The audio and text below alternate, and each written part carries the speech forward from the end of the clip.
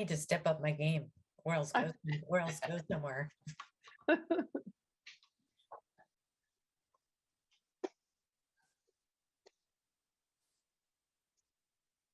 Hey, we're at 1 o'clock and I think we've got everybody here because Kyle said he probably was not going to make it today. So we have, oh, Kyle's there. Who was it? Oh, I think it was Chris.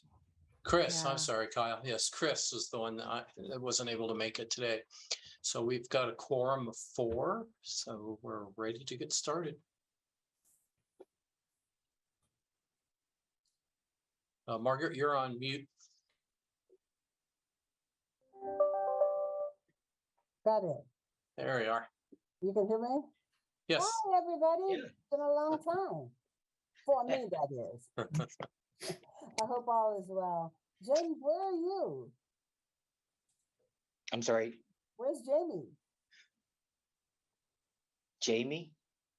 James. Where Oh, are you? James. Oh, hey, I'm sorry. I'm having a little trouble hearing you. Sorry, Margaret. I'm in the office today. Oh, so, okay. I thought you yeah. were still out of the country. No, I wish, but I will actually sometime next week. Okay, I hope all is well with everybody. I would like to open the meeting with, if there are no questions regarding our last minutes, I need approval. Are there any questions regarding the minutes? I have no Okay. questions. I can move to approve the prior minutes. Oh, Jesus. And I thank you so second. much. It's been moved and seconded that the minutes of the last meeting will be so approved. All in favor? Aye. Aye. Thank you. Thank you. Aye. I'm a little formal about this, you guys, so. Any rate, let's go to our agenda for today, since there are no questions regarding our last minutes. Let's go, Mr. Hutchinson. Okay, so the first action item and only action item we have for today is to discuss future board meetings. I think it was in March, we said we reconsider the location of the future Board of Trustees meetings. At that time, the options were presented as continue in virtual, which we decided to do at least through September. And that is this meeting. In person, where the board, FPDR staff, and all attendees who want to participate directly in the meeting are in city council chambers, as was done pre-COVID, or go hybrid, where the board and the staff meet in person in the council chambers. Individual board members and staff can attend virtually if needed, and then other attendees who want to participate directly in the meeting either attend in person or virtually. So that's presently what's being used now in city councils, the hybrid approach. And as a little bit of background, city council and the city commissioners are requiring all the other city boards to conduct their meetings either in person or hybrid. So we wanted to talk about how we want to proceed with it in the oncoming or the future meetings. And then I'll recommend something after we get your thoughts and discussions on that. Excuse me, everybody, I forgot to go to the public comment period. Do we have, are there members of the public online with us?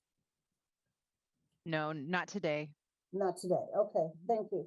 Then proceed, Sam. Okay, so again, we have the 3 options of how we want to conduct our board meetings in the future. Just to recap, continue virtual, do in person, which is pre-COVID, or hybrid, which is a blending of the two, where we as the board and staff all attempt to come into city council chambers. We can, if necessary, meet virtually or participate virtually.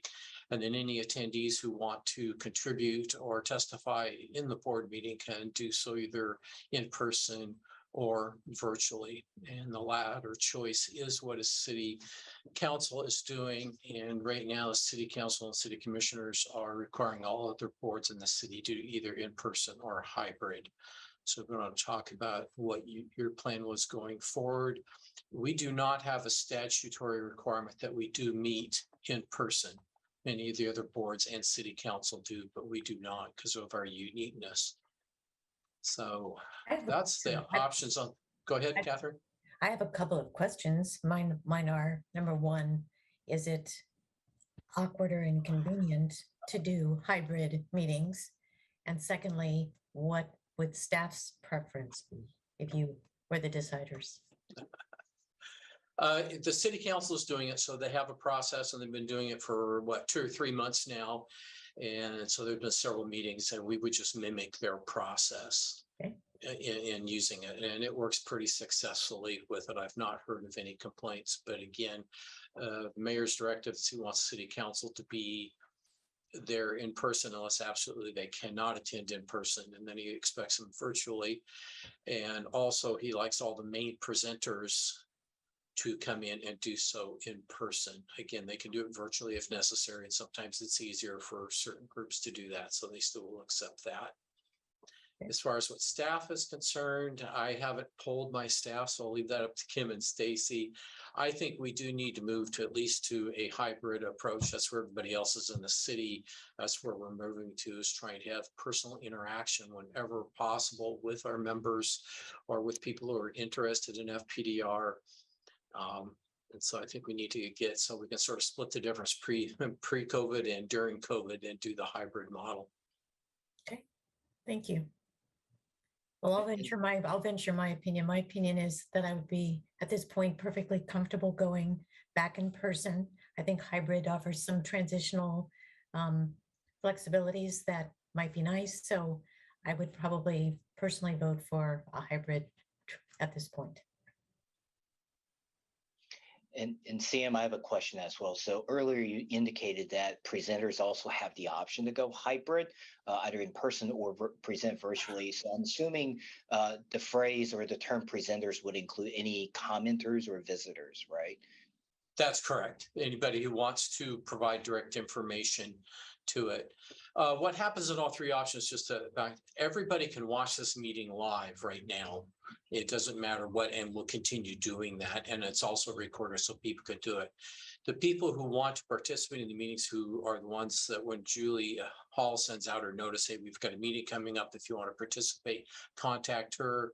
She'll either help get them signed up or on in Zoom, or signed up if they want to do it in person. Interestingly, when we do in person where people want to come in and testify, they can do it up to, we've allowed them up to 5 minutes before the meeting starts. Whereas if it's Zoom, we like to have a week's notice so we can get all the Zoom invitations set up. So it's a little bit advantageous if somebody sort of has a last minute thought they want to come in and participate, they can do so in person and just pretty much sign up when they show up. Great. In that case, I vote to go hybrid, and that's consistent with what the city's currently doing and also consistent with what a lot of private sectors are doing. So, Hal, your thoughts? I have no problem with going hybrid. As a newer member of the board, this virtual model is all I've ever known. I suspect that there is probably some value in being able to see everybody face to face. So I think a hybrid seems to be a good transition and probably a good next step. I think transparency is so important in these days, and for the public to be able to come or to be able to listen by Zoom, I think is definitely a way to go. And I think mimicking what the council does make good sense as well, because we don't want to rub anybody the wrong way. So I am open for a motion, unless there are other comments, Sam. I just have one comment. If you are looking for a hybrid, I'd recommend we start January 1st. We Okay. just want to make sure we have all that we can tap into exactly what City Hall can do, because Julie Hall is going to have to take lead in that, and she may not be around for the November meetings. I give her some time to learn the way the City Council uses and the City Hall equipment and be prepared for a January meeting. So if that's the direction you go, that's my recommendation. I would take a motion that the hybrid meeting will begin January the 1st, 2023. I move that we go hybrid in starting January 2023. I'll second that motion. Been motioned and second that hybrid meetings will begin January 1st, 2023 looking out for a happy new year. All in favor? Aye. Aye. Ayes have it. So moved, Sam, the next agenda item. If you could just hold a minute, there's a little email exchange in the back. And I'll talk with you in a minute, Chair, because we may need your decision on that also. So we're ready to go with the state of FPDR with Right. it. And we do have, normally what we do is require if somebody wants to join a meeting and participate with Zoom, we require a week's notice. We have some person who has just sent us an email and wants to participate today. It's Kevin Manchez. I can't know if I pronounce his last name right. And so normally I would say no, but Chair Carter, I'd leave that up to you if you want to add him into allow him to provide information at the end of the state of FPDR. Yeah.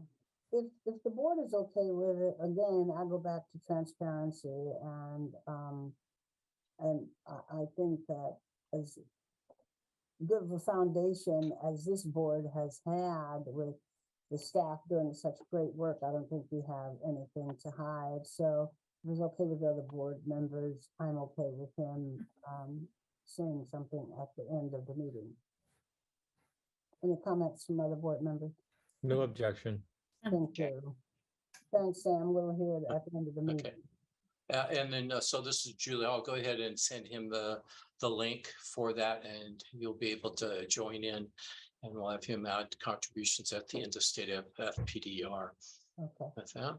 thanks. Okay, so we're ready for the state of FPDR. So Julie, when you have a chance, can you fire up that presentation for us, and we'll walk you through. You should all have this. You can participate within the board materials we sent you. And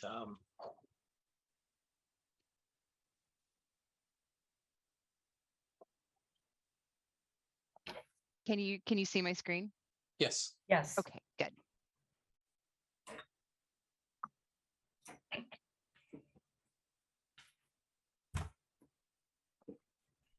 Okay. So here we're starting with the state of FPDR this year. Gotta get my notes up too. Pardon me. Okay, we're here to present the state of FPDR to the Board of Trustees. This is a summary of all the events and happenings last year. We provide you some important statistics on what we've seen, claims, retirements, et cetera, funding, amount that we have spent. And so we'll go through this. The presenters are, I'll lead off, then we'll follow with Stacy Jones, our Deputy Director and Finance Manager, and then we'll go with Kim Mitchell, who is our Claims Manager. With this, as we go through this presentation, I strongly urge you to ask questions as we go along. We're here to give you information and here to let you ask the questions, and we want you to know everything you can know about the state of FPDR. If we're unable to answer the questions, we can research them, either email them to you or put you on the agenda, for a follow-up or our next meeting with that. So I want to move to the next slide. Okay, so what happened this last year? So the last year from July of 2021 through June of 2022, COVID was still a big player in impact to the Bureau. We had, as Kim will go through more in her disability numbers, another record number of claims this year driven by the COVID claims. The city lifted COVID restrictions this year, which made some changes to how we did our business within the Bureau and with our members.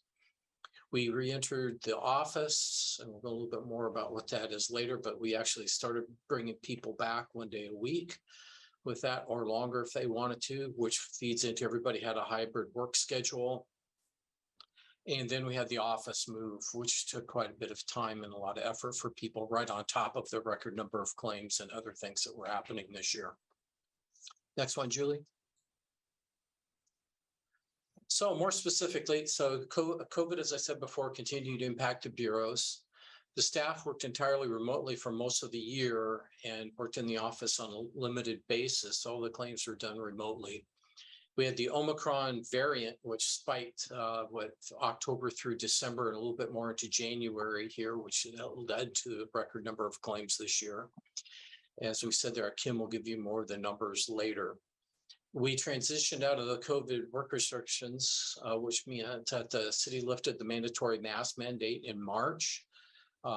We still encourage people to wear masks in the bureau and in larger meetings, but it was optional. Then Mayor Wheeler lifted the city's COVID state of emergency on April 1. Okay, there we go. Next slide there. Okay. And then on April 18th, we moved to the hybrid work schedule. So all staff are required to work in the office 1 day a week. With it, we set up what we call team days. So Stacy's team, the finance and pension, meets on one Tuesday. Then the alternate Tuesday is Kim's disability team. So every other Tuesday, we have a team in the office with it. And then for the off week, for the members, they can choose any day of the week they wanted to move. We want to have team days so everybody get together and have in-person team meetings, get to a little bit of bonding, a little bit more personal interaction and problem solving, which you can do sometimes better face-to-face. The office move was a pretty big issue this year. Our lease expired April 30th. So we spent quite a bit of time in the latter part of 2021 reviewing office locations, making a decision of where we wanted to move to. We negotiated and signed a new lease in January of 2022, and we began preparation for the move. And that would take us through the end of the fiscal year. That preparation for the move was a big preparation for a lot of staff. We required them to go through their offices. You know, they had walled offices with filing cabinets and stuff piled everywhere. They had to go through and clean everything out because they moved into a cube environment.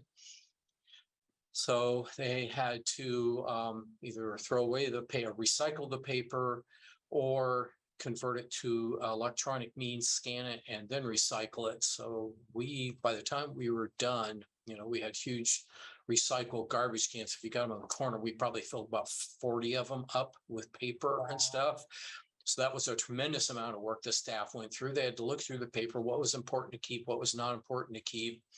And there were some other things they did with the move. So this was done on top of them having a record number of COVID claims or a lot of activity on the pension side. So this just added to a lot of work and some angst with people normally have for moving to a new office where everybody are giving up walled offices to move into cubes. We did officially move to the new office in July. With that one. So for disability here, again, I've said this on a broken record. I think it's going to be said a few times more by Kim. We processed and paid a record number of COVID claims for members who tested positive and needed to quarantine tested positive and or needed to quarantine. We processed an increasing number of disability claims for the PTSD and heart-lung conditions under the new presumption statute. We knew this was coming. Kim can talk a little bit more about what we're seeing and the trends that we're beginning to see with those claims. We added a new, yes. Would you rather for us to wait until the end or as people ask people questions page by page? It just looked like you don't want it to pile up. So which do you prefer? Well, for mine, let me give you the background, but when Kim and Stacy go, ask them as you have the questions. You don't need to wait to the end. Mine is just a high level thing. I'm sort of giving you teasers for what Kim and Stacy are going to talk about. Okay. And so if you have questions, that'd be the two best people to answer those. Okay. So we did a managed care organization, which is a physicians group or a medical group to which people who are on claim have to seek their treatment from. We've had 2 in place. We added a 3rd one this year, which is Providence. We had quite a few people wanting them, and they stepped up with the RFP this year. And so we're getting them on board. And I think we just kicked off with them. And Kim will go through a little bit more on that.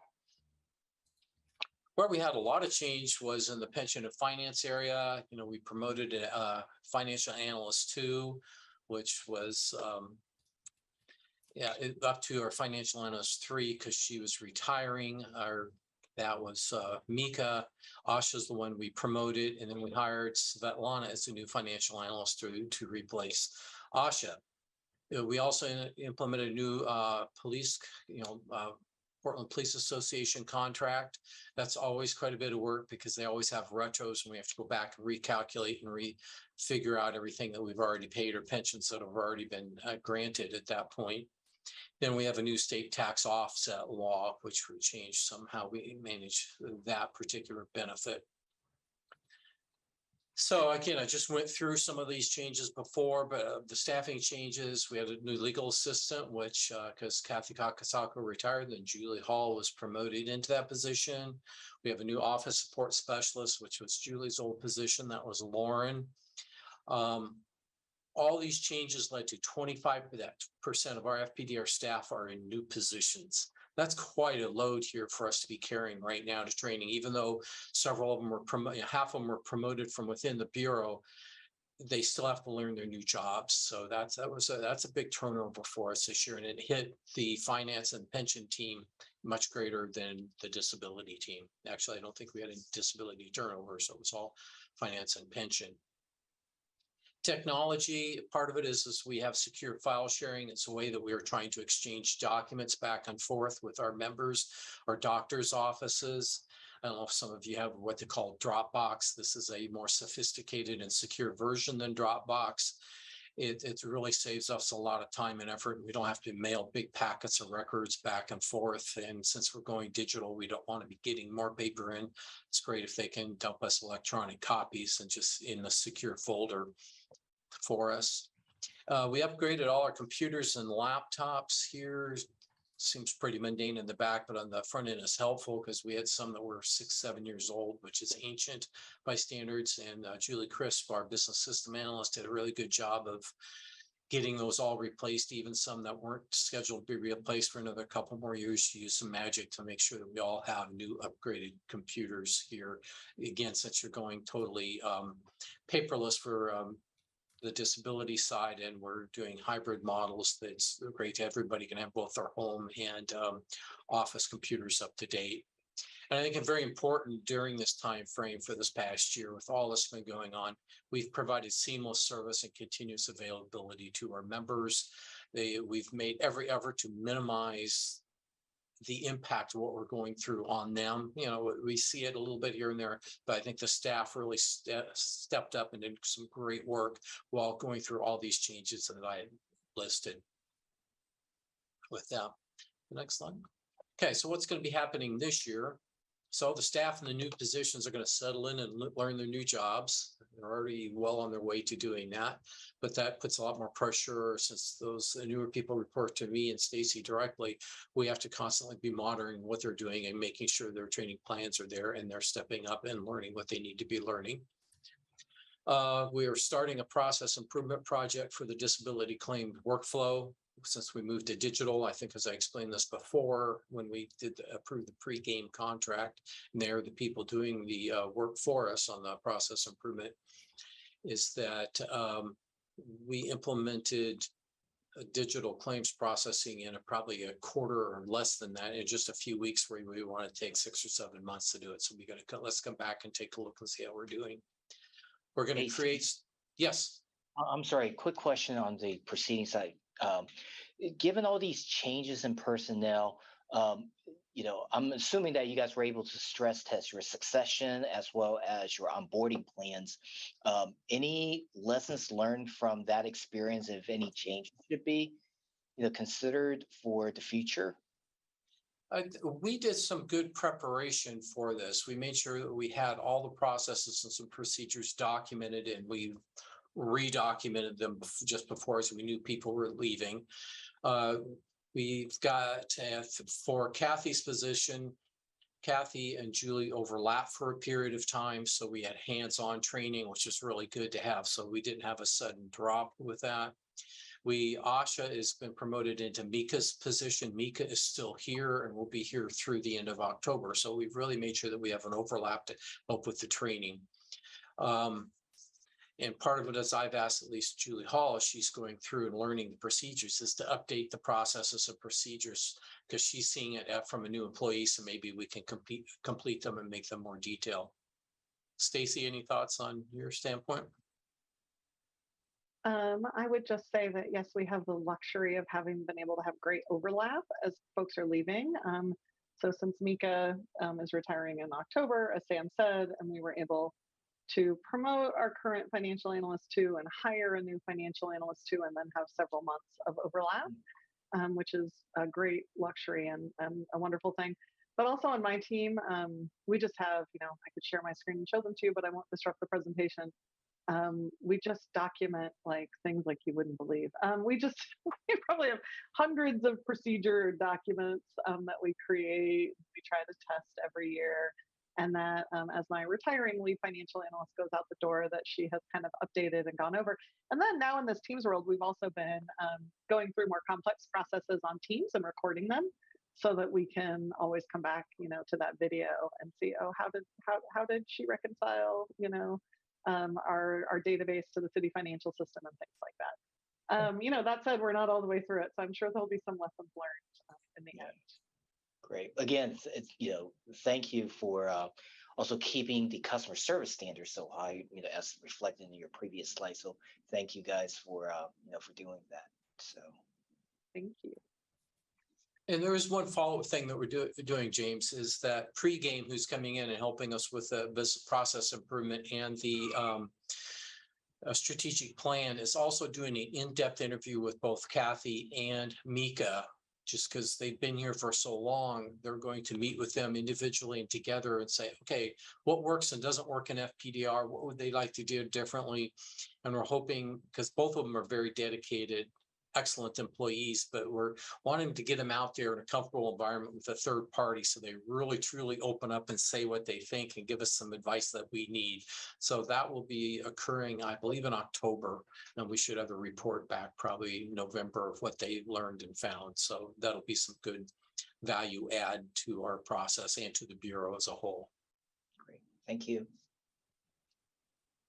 Okay, so as I said here, we are going to do a strategic plan next year. FPDR has not had a strategic plan, as far as I know, for decades.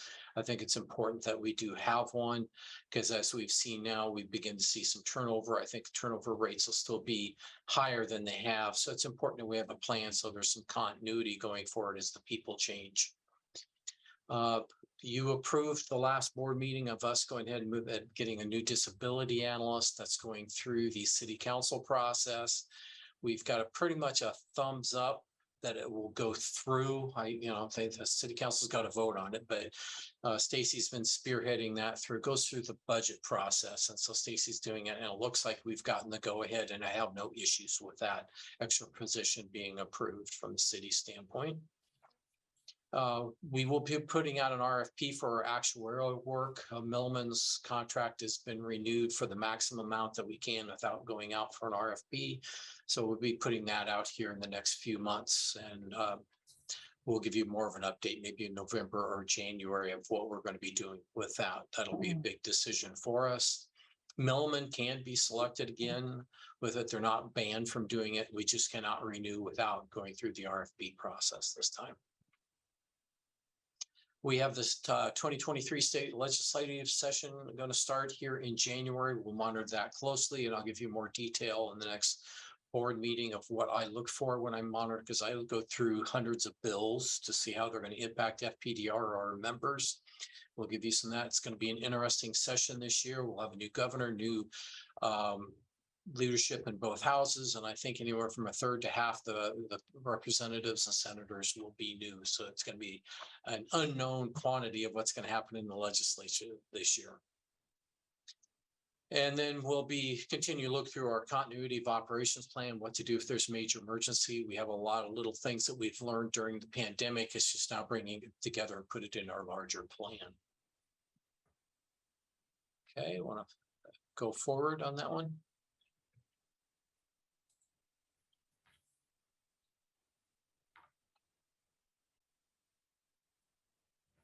Performance measures. I'll start off with the first one of this, then I'll turn this over to Stacy.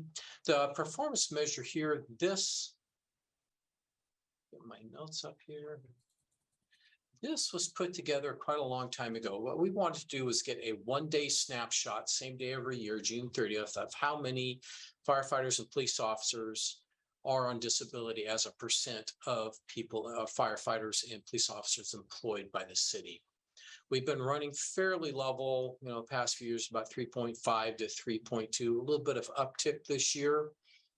Interesting that we chose June 30. That was a matter of consistency if we had chosen December 30th, you would have seen 2021 and 2022 much higher because of COVID.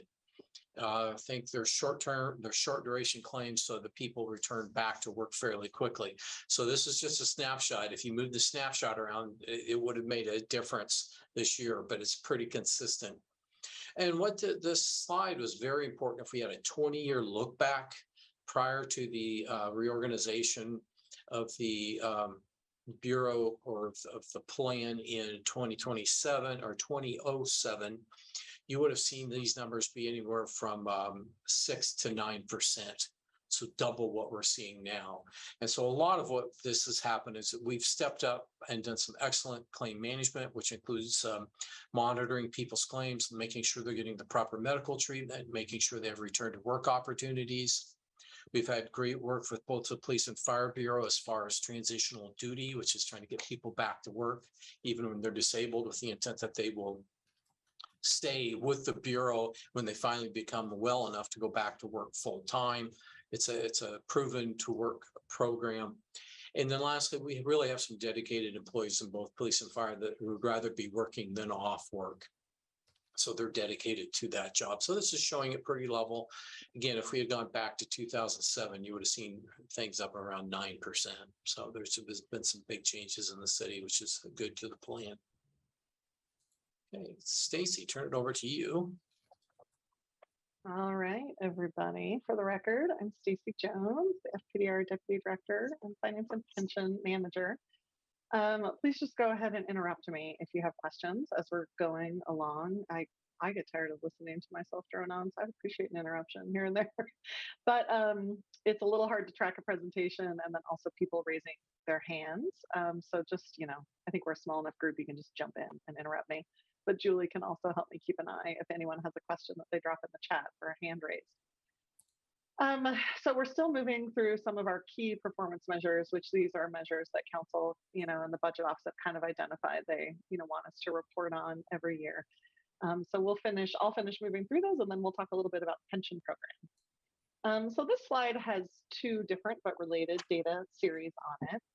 First, the bars show FPDR retirements from active service each year, with the fire in red and the police in blue because we're not very creative, with the total number of retirements on the left axis. And then the second thing this chart shows is the purple line, which shows the percent of the sworn workforce that is now comprised of FPDR 3 members, with the percent on the right axis. So I like to show them together because essentially all retirements are FPDR 2 members. And those retirees are all being replaced with new FPDR 3 members. So, one impact of service retirements is an increase in the percent of the sworn workforce that is FPDR 3. And just quick reminder that FPDR 3s are those who were hired in 2007 and later and are enrolled in Oregon PERS for their pensions. We pay their PERS contributions from the FPDR fund. So a couple of other interesting things to say about this slide. After that record-breaking retirement year in 2021 with 99 service retirements, which was the most ever in our history, we had a pretty quiet retirement year last year. I think that's a pretty typical number of retirements to see in a year that does not have a 27 day date month. But the numbers skewed a little bit more towards police than usual last year. I would say we only had 2 fire retirements last year. And the only other thing I would say is that, since there were so few retirements last year, the needle didn't move much on the percent of the workforce that is now FPDR 3. I think we were at 50% FPDR 3 in fiscal year 2021, and now we're at 51% FPDR 3 in 21-22.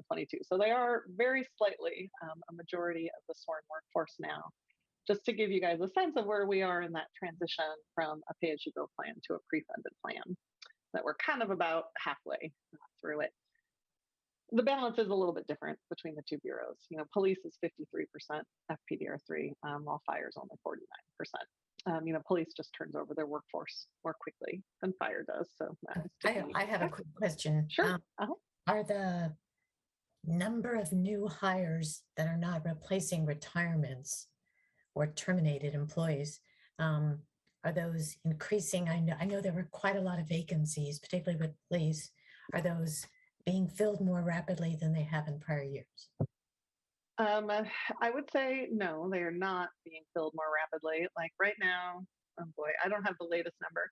Police still has a massive number of vacancies, and they did just hire 40 new people, but before that, they hadn't hired anybody Okay. a long, long time. So certainly at police, they are nowhere near replacement level, and you'll see that some more in some of these other slides. Okay. They're nowhere near replacement level for the retirements that they went through. And I don't believe that fire is caught up either. They're not in as bad of a position as police. You know, and I know that fire is in the process now of asking for some additional positions as well. You know, historically, even though they have some vacancies now, but historically, fire has not had many vacancies. And historically, fire has been able to staff up and fill their authorized positions. I know they're concerned that they don't have enough positions. Police has not been able to staff up to fill the positions that they have. Honestly, ever since I came to the city in 2005. Okay. All right. Thank you. Mm-hmm. So Julie, we can move on to the next. I'm sorry, back up real quick. I was muted. I want to just add to that. But I would say from the fire side, Catherine, while we may not face the exact same staffing issue that the police do, I would consider us to be critically understaffed as well. And looking at that previous page, it would be quite a successful graph if that number, the purple line, was much higher than 50%. We need to get more firefighters hired to appropriately staff the fire department. Okay.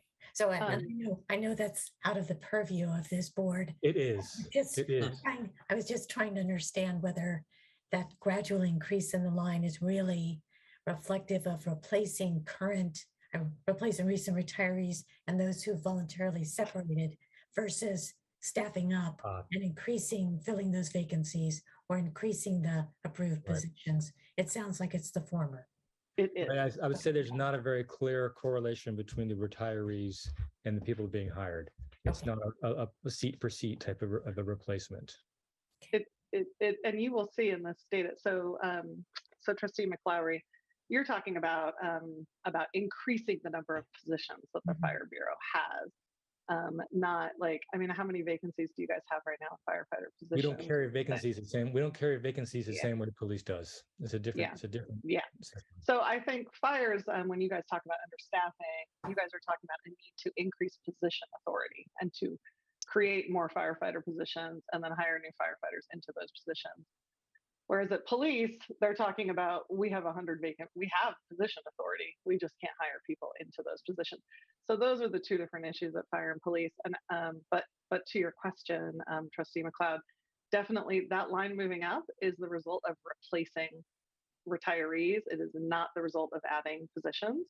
And you will see as we go along here, actually, how much the size of the sworn workforce has declined. Okay. Thank you. Has continued to decline actually in these last couple of years. Thank you. So moving on to the tax levy. This slide is almost identical to the slide that you all saw last year for this metric, because we only conduct a new tax levy analysis every other year, and we're doing one right now. So you will see an updated version of this chart and an updated tax levy rate projection in January. So this is from the last analysis, which was done as of June 30, 2020. But let me explain what this chart shows, especially for the benefit of Trustee McLowry, who wasn't here last year. As you all know, FPDR pays for virtually all of our costs with a dedicated property tax levy, which is separate from the city's general government levy. And city charter caps that levy at $2.80 per $1,000 of real market value. Always good to bear in mind that RMV, or real market value, is quite different from AV, or assessed value, because of Oregon's unique property tax system and the fact that RMV is higher than AV for virtually all properties in Portland, often significantly higher. So that red line that you see going across the top of the chart is that 280 mark that we can't exceed per city charter. And so what this chart shows is where the tax levy rate has been and where it is projected to be over the next 20 years in relation to that cap. So there are kind of four different lines on this chart. The first line is the line in blue, and what that tells you is what the tax levy rate actually, those are actuals, what the rate has actually been for the last 6 years. The brown line that is right next to it, that goes out for the upcoming 5 years is the city economist projection of where the rate will go over the next 5 years, given what he expects to happen to real market values and what we expect to happen with our budget. And then the next two lines, the green line on the top, and what color is that line on the bottom? It's kind of brown, I guess. I guess it was, kind of the green and brown lines. Those are projections from the tax levy adequacy analysis that Milliman, our independent actuaries, did for us back in June of 2020. You can kind of think of the green line on the top as a worst case scenario. That is their projected tax levy rate at the 95th percentile. So what that means is, they throw 10,000 different scenarios at this analysis, and 95% of the scenarios come up with a tax levy rate that is below that green line. And then the brown line, you can kind of think of, that's the 50th percentile marker. And you can kind of think of that as a most likely scenario. That means that, about half of the scenarios they ran were above it and half were below it. So it's kind of the median probability event is that brown line. I mean, the main thing to note is that, in the most likely case, the tax levy is not expected to be considerably higher than it has been already. Even in our most expensive years, which, we'll have our peak expense years in the early to mid 2030s, as I think you all know. But that even in a worst case scenario, and the worst case scenarios are very bad, that's like everything goes bad. RMB collapses, the stock market tanks, things are very dire. Even in that, even in those scenarios, Milliman believes there's virtually no chance that the FPDR tax levy would ever need to exceed that cap in city charter. I did want to also mention that last year's tax levy rate, the fiscal year 21-22 rate, it was $1.26, as you can see, and we had previously projected that at $1.32 because the city economists have projected flat RMB growth, and in fact that did not happen. So that's why the rate was a little bit lower last year than it would be. Any questions? I know this slide is a little complicated, so let me just pause and ask if there are any questions. But I think all of you except Trustee McClowry have seen it before. All right, moving on to the next slide. So this slide shows, this is our last slide that's kind of around a key performance measure. This shows two different measures of the administrative spending level of the plan over the last 10 years. So the gold line shows administrative spending as a percent of total FPDR spending. And the purple bars show administrative spending per plan participant. So those are both, normal measures, common measures for tracking administrative spending in a pension plan. But in our case, where, as you guys know, we are seeing total spending continue to increase exponentially. As planned, when in our 2006 charter reforms, that was the intent of transitioning from the pay-as-you-go plan to a pre-funded plan, was that spending would double up on this generation of taxpayers. So this is all intentional and planned increases in spending, and that's happening for the next 10 to 15 years. But what that does mean is that if we are tracking administrative spending as a percent of that total spending, it's gonna get distorted because we could increase our administrative spending a whole lot and still have it be a relatively low percent because we are funding two generations of pensions simultaneously, which is making our total spending go up. So for us, I think I will continue to show them both to you, but for us, I think the better measure is administrative spending per participant because the number of plan participants has been relatively stable. Now, it's actually gone down a little bit recently, as we were just discussing, and it may go up in the future, but compared to our spending, it's more stable. So, if all things were equal, those purple bars should be going up kind of with inflation. And if that's not the case, we can stop and ask why. And as a matter of fact, administrative spending increased from $679 per plan participant to $758 last year, which is about 11% growth. And as bad as inflation has been, it's not quite that bad. So you might reasonably ask, well, what's been going on? So it's a combination of 2021 being a low year for administrative spending and 21, 22 being a bit of a high year in terms of operating expenses. So in 2021, most of the staff had mandatory furlough time, so that drove down personnel costs. So you can see that the 2021 costs actually dropped as compared with 1920, because you wouldn't normally expect to see that happening. And that's related to that mandatory furlough time and a few other things. So partly in 21, 22, we're just seeing a rebound to normal cost levels. But we did have higher than usual costs in 21, 22 in two categories. The first was we had higher than usual personnel costs because we double filled some positions in advance of retirements, as we mentioned earlier. And we had a pretty large leave payout to a retiree who had been with us for 28 years, I think.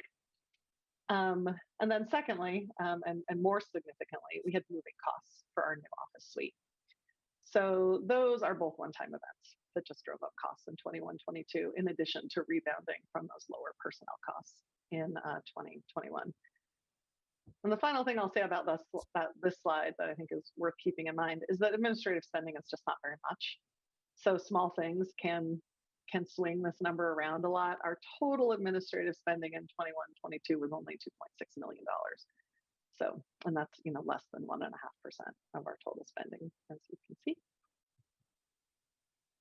Stacey, how do we compare with other agencies our size in terms of the cost of operation?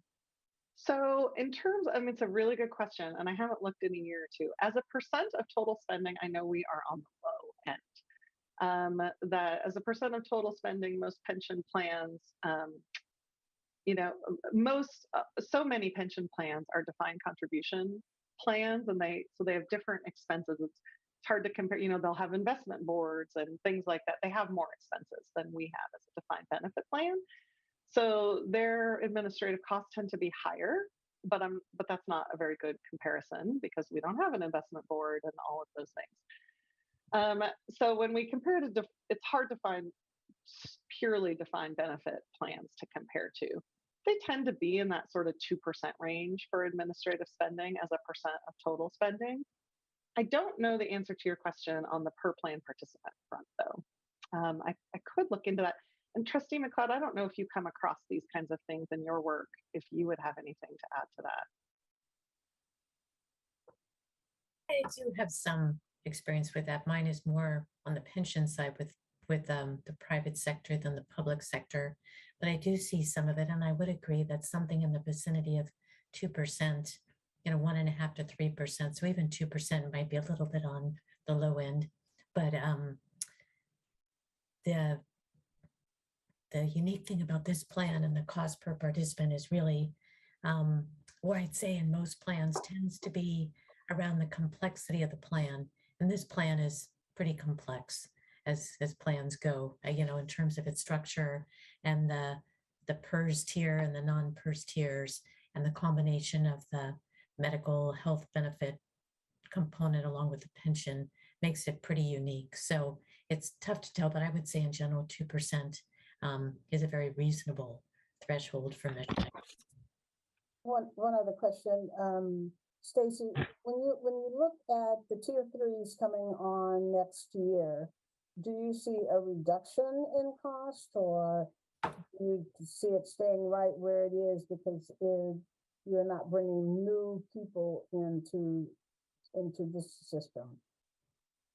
Well, we will see. If you're talking about, cost, if we're talking about administrative costs, we don't see an increase in administrative costs from bringing new people into the system, because those PERS folks that we're bringing in on the pension side, they're actually less work for us administratively, right, because they're going to be in the PERS pension plan.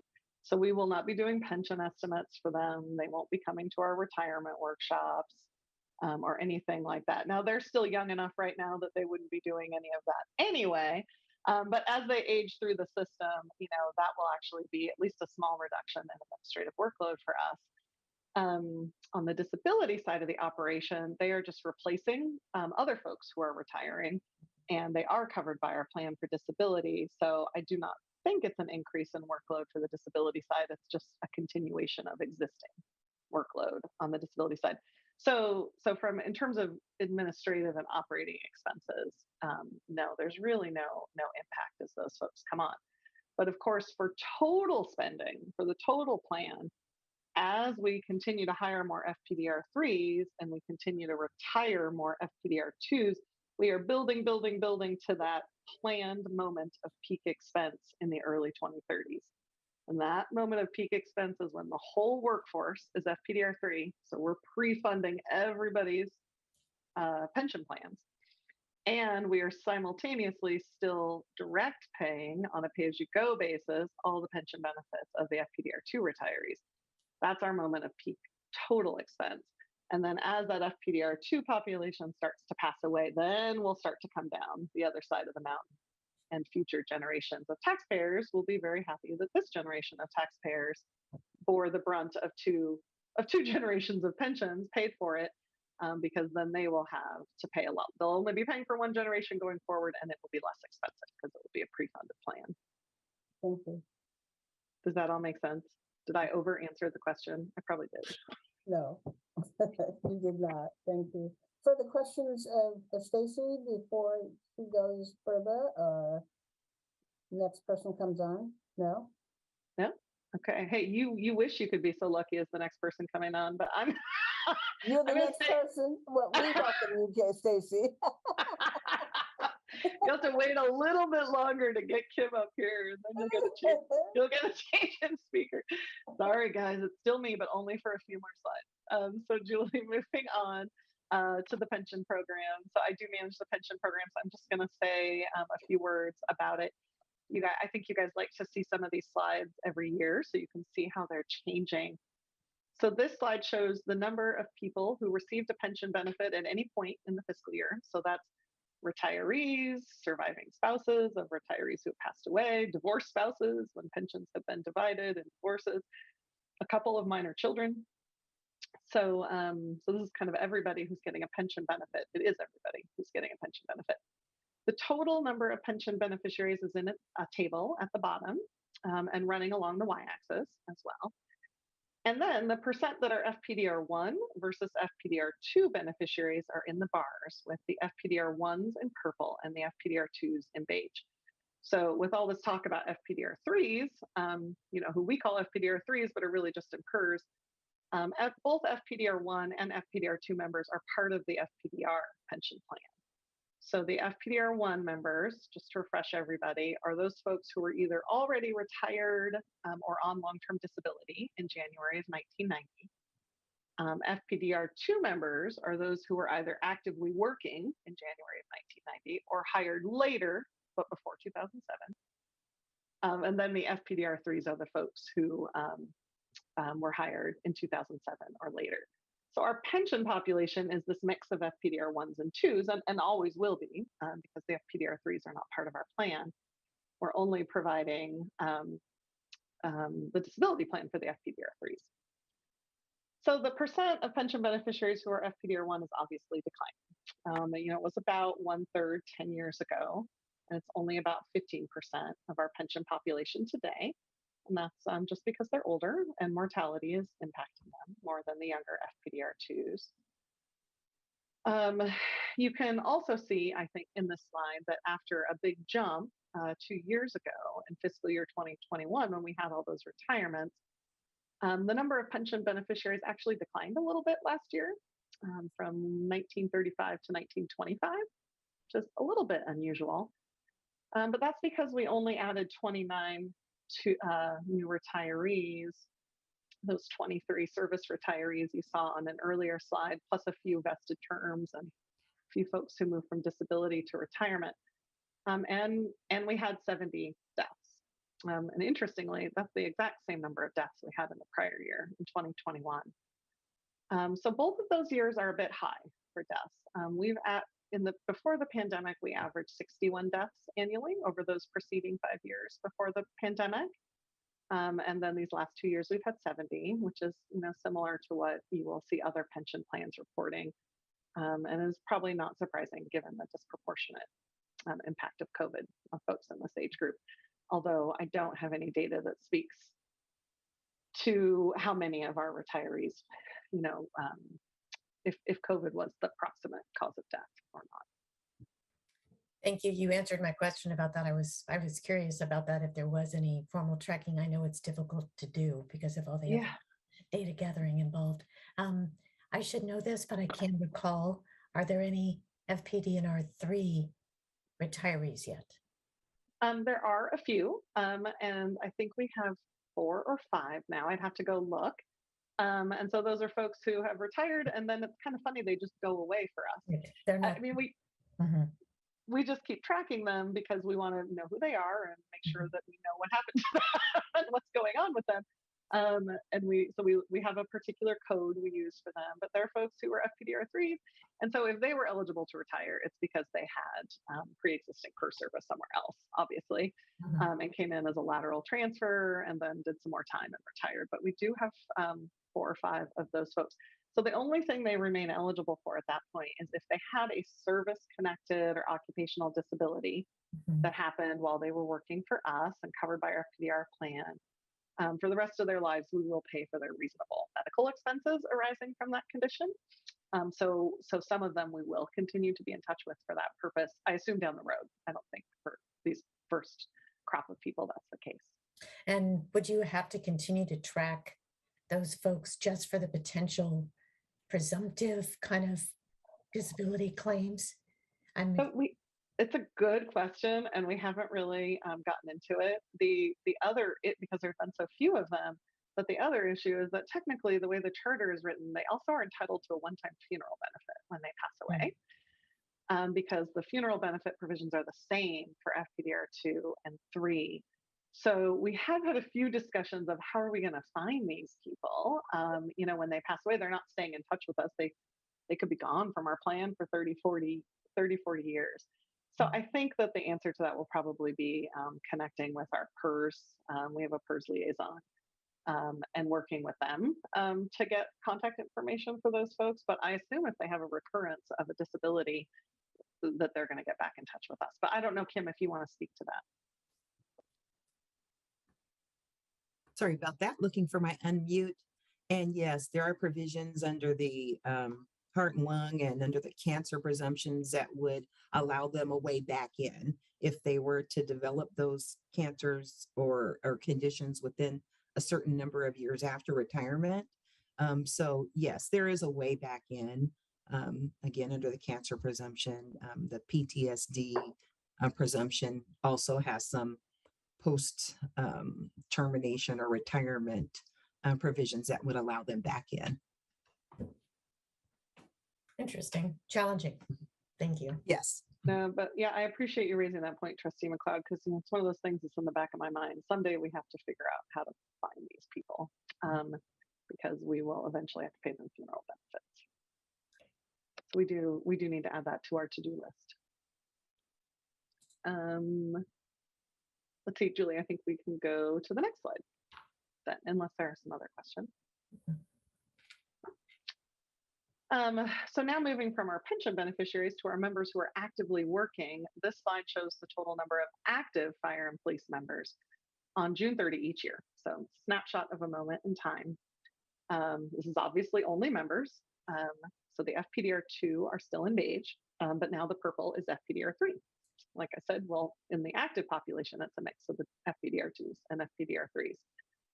So here you see the flip of what we saw on the previous slide. The FPDR2s are an increasing proportion of our retiree population, but they are a declining proportion of our active population.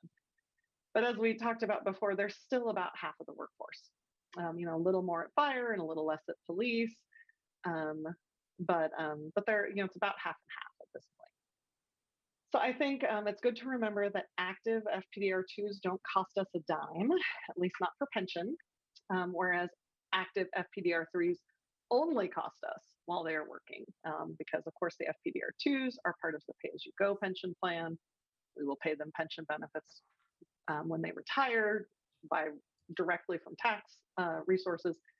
But right now we are using our tax resources to pre-fund the FPDR3 pension. So once an FPDR3 retires, they don't cost us anything. FPDR2s only cost us once they retire. But what really jumps out at this chart, and that Trustee McClary and Trustee McLeod were starting to talk about a little bit earlier, is that for the second year in a row, we see this, continued decline in the size of the sworn workforce. So here I'm not talking about positions. I'm talking about people, actual people who are working. And that sworn workforce dropped from 1,543 employees in 1920 to 1,454 in fiscal year 2021.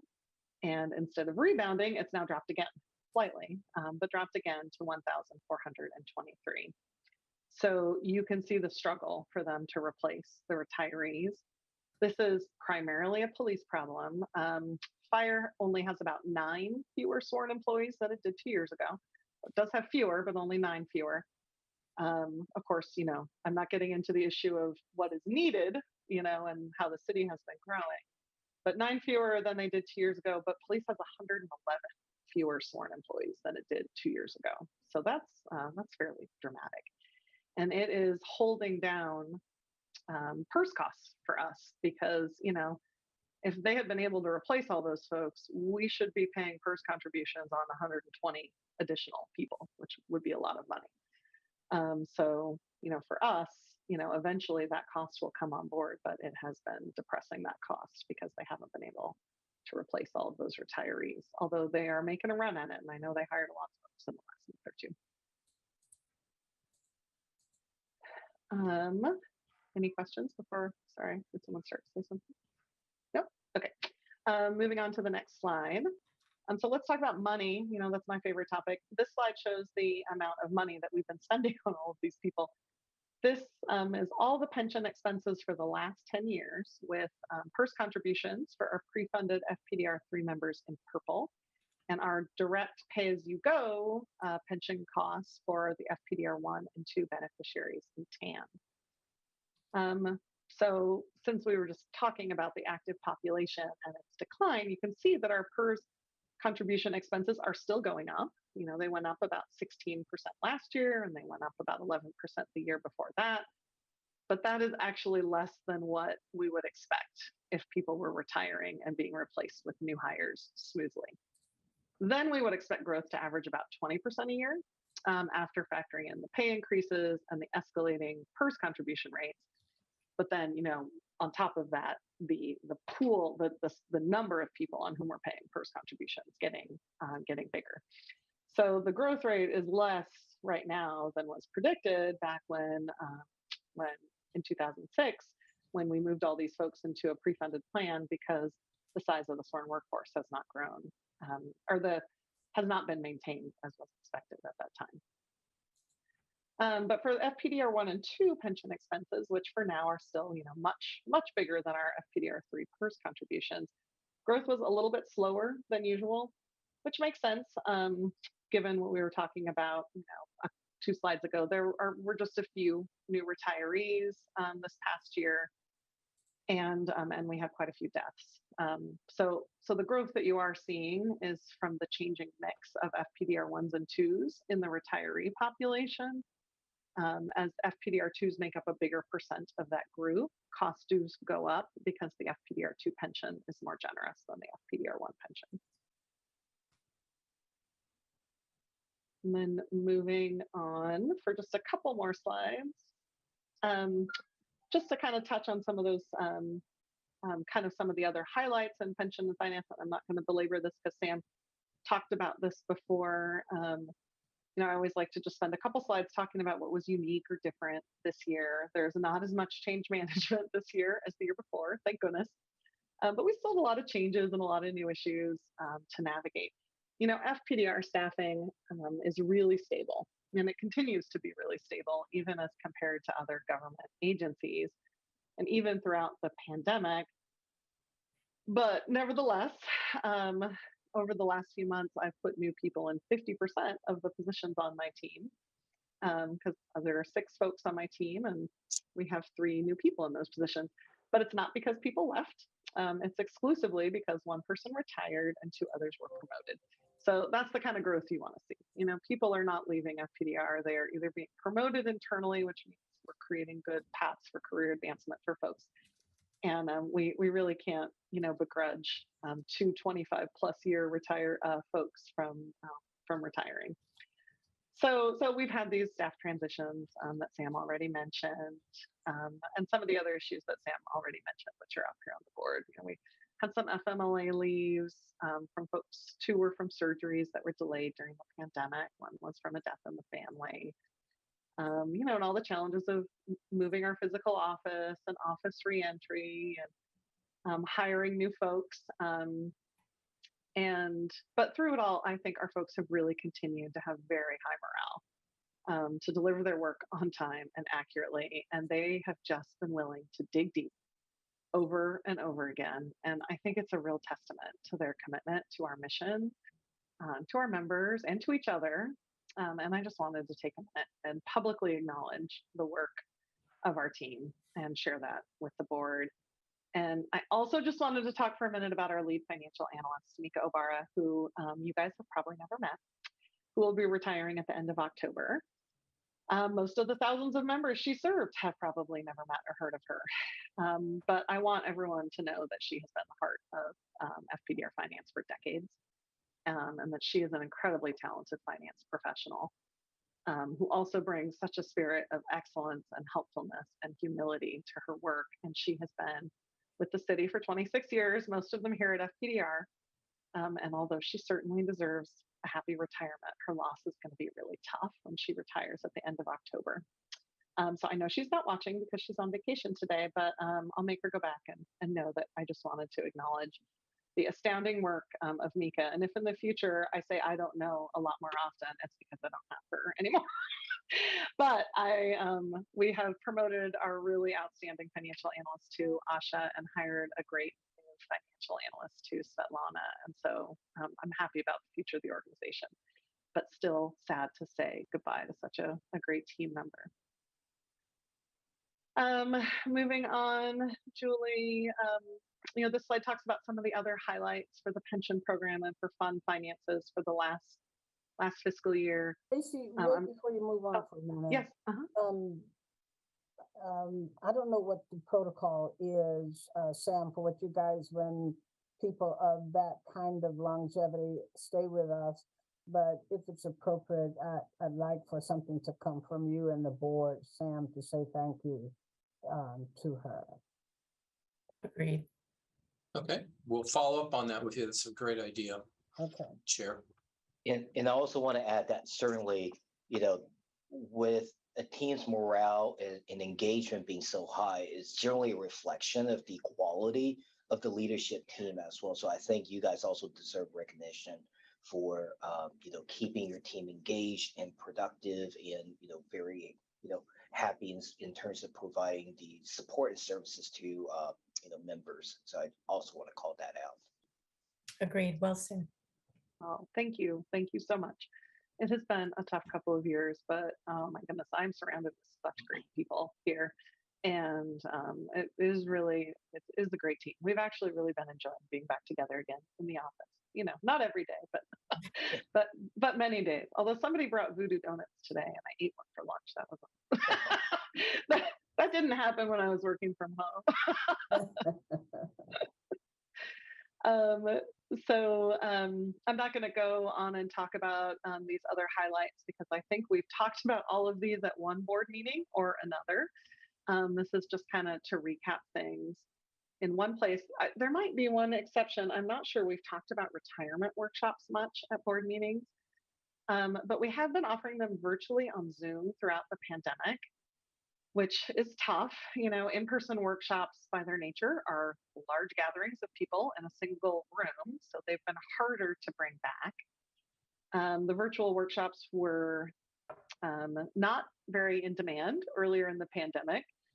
People instead wanted to just have one-on-one meetings with our pension coordinator. But as our members got more used to lots of things happening virtually and everyone got used to using Zoom, they started to sign up. So we did have 52 members come to one or another of our virtual retirement workshops last year in fiscal year 21-22. But that's still less than half of how many would normally come in a year before the pandemic. It's still something though. But I am happy to say that we finally had our first in-person workshop again just about a month ago, and we had 23 members and several spouses there, and all of our usual presenters. So, the in-person retirement workshop, which I think is what our members feel most comfortable with, is also coming back. For my very last slide, Julie, if you just want to click to the end, every year I just like to show the board something that you haven't seen before, throw in a little flair, or at least present it in a different way. And I was thinking this year about, well, what have I not talked to the board about either lately or ever? And I don't think I've ever shared pension estimate data with the board. So one of the things that the finance staff do is prepare these very precise, very individualized, this is nothing like what PERS does, very detailed pension estimates for any member who wants one, and as many as they want. We have had to restrict folks to 2 or 3 dates a few times during the pandemic. And at one point we had to put people on pause who wanted estimates that were, further out. Like sometimes folks like to see estimates that are 5 or 10 years out. But under normal circumstances, we'll do an unlimited number of dates and scenarios for folks. And this slide shows the number of what I would call estimate sets that we've prepared each fiscal year for the last 15 years. And so an estimate set usually includes 3 or 4 different estimates for the same member based on 3 or 4 different possible retirement dates, usually. So if you look at last year, when we prepared 336 estimate sets, that probably represents at least 1,000 individual estimates last year in fiscal year 21-22.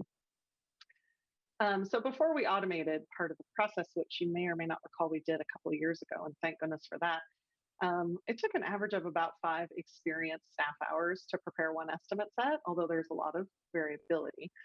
But with automation, we've cut that time down to about 3 hours, which is great, but it's still a pretty labor-intensive process.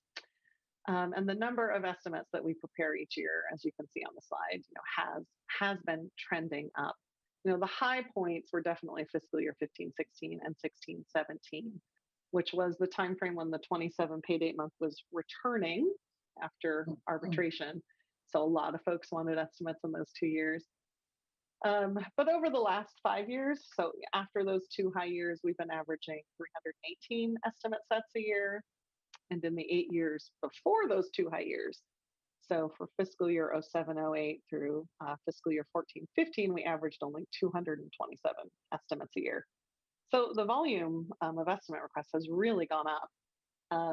And I'm very glad we found a way to decrease the labor intensiveness of preparing them with some capital investment, because that's allowed us to handle that increase in demand and output without increasing our staffing resources. But I'm not sure why we're getting so many more estimate requests. It's kind of interesting. I don't know if Trustee McClary has any insight into that, or Trustee Colpit if he's not here. But we do get a lot more estimate requests than we once did. And I thought, since that takes up a lot of staff time, I want to share that with the board, although we're happy to do it for our members. And that is it for me. So let me pause for any more questions before I pass the baton to Ken. Just probably a broad question that you and Sam might want to take a stab at. How does the program prepares for the high number of people that will probably be hired between police and fire? Because I was very saddened the other night when I looked at a couple of fireplaces where it was only 1 or 2 people there, and they're trying to handle the stress of big fires. And I just don't see how our city can continue to not hire people in these positions. So how do we or you prepare for that number? So we do a couple, that's a really good question. And it's funny because I was just talking to the fire finance manager last Thursday, as they are preparing some packages for to think about adding some fire positions. So we prepare by we have modeling. So we have a model that we use to estimate our PERS contribution costs based on our existing population of active employees, and then how many people we think fire and police are going to hire, not just next year but over the next 5 years. And so we work closely with the fire and police staff with their hiring projections, and we build those into our financial models. And then usually for the budget year, we kick in some cushion in case they're successful in hiring even more folks than we thought they would be able to handle, than we were projecting. So that's how we handle it budgetarily. And then, you know, I just stay in very, very close touch with the police and fire finance manager, one of whom is a very old friend and one of whom I've become good friends with, because we need to know everything they're trying to do. So when they're talking to council about adding positions, if they're talking to council about hiring more people, they're very well trained. They know that that's a cost for us. So they reach out, you know, right away at the start, and are really good about that at making, you know, letting us know when that happens.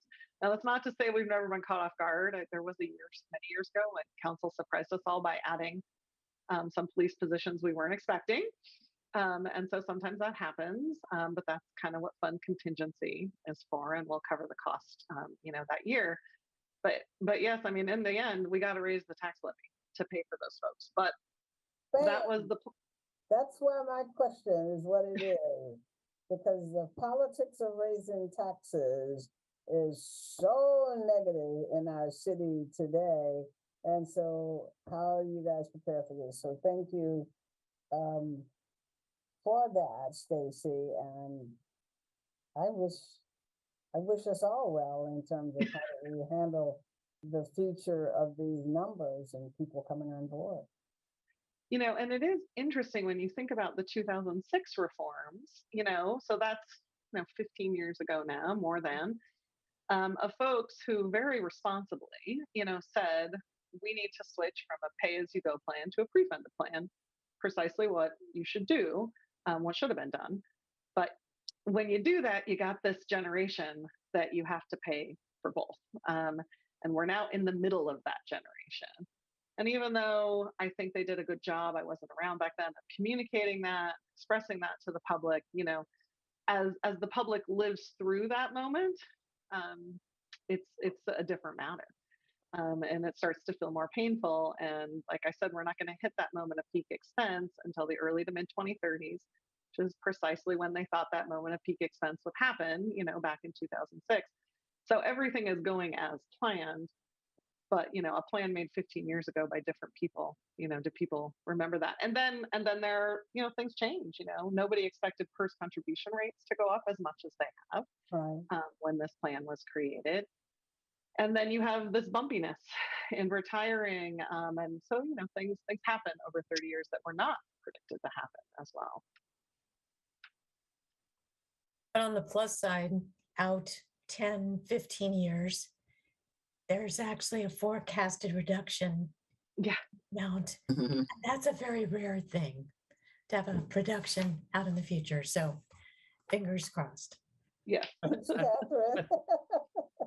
We are on the financially responsible path. And this is the part where you have to have faith and, you know, and know that the right thing is coming down the road. I think it's important to recognize too that with all those actuarial documents you showed us earlier, even at that peak expense in 15 years, we're still well under the cap of $2.80 of the levy. So, and that's in 95% of the 10,000 scenarios that were put together. Yes. So even with the potential and the likelihood and eventuality of the raising of the tax, and the levy going up, it's still very solvent and it's fine. Yeah. And those, like you said, it's as expected. Those changes in 2006 and 2007 are doing exactly what they're supposed to do. No surprises. I absolutely agree with all of that. Yep. None of this is all as planned. Yes. I mean, there are a few tweaks that, you know, were not imagined, but the general outlines are as planned. Well, yes. That's good. I'm glad to hear that.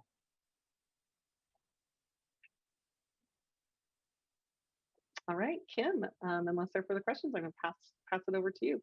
Although it looks like we lost our presentation. Yeah, I was wondering if we could get that back. I think Julie's right there. Well, great. Well, good afternoon. We're going to continue the State of FPDR presentation. I am Kim Mitchell, the Disability Claims Manager. I don't get to present too often, usually at the State of FPDRs. So bear with me. I'm going to look around at a couple of slides because I need big print. Helps me visually, but I'm going to proceed here and just start with some disability program highlights this year. And one of the big projects that we worked on was adding Providence MCO to our list of contracted providers. For many years, we've gotten feedback from membership about expanding our panel of MCO providers and wanted to do that at a time where it felt like that expansion was really indicated. And of course, when we submitted the RFP, they responded this time as well. So we were working diligently with Providence MCO to bring them on board, to inform and educate them about FPDR and how we work.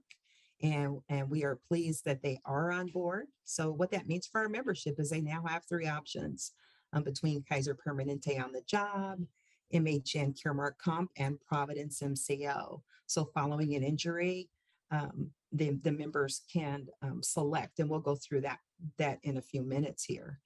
So with the onboarding of a new MCO, we've needed to create and adopt some new rules and policies to make sure that we're all moving to the new MCO together, and that information is there on how people will access the MCO. So what we did was we created a mailing to all our membership, all of our active members, to let them know that Providence MCO was coming available and to explain the process. That the feedback that I've gotten is that it was helpful and helped them to understand what that would mean for them in terms of their selection following approval of their claim for benefits.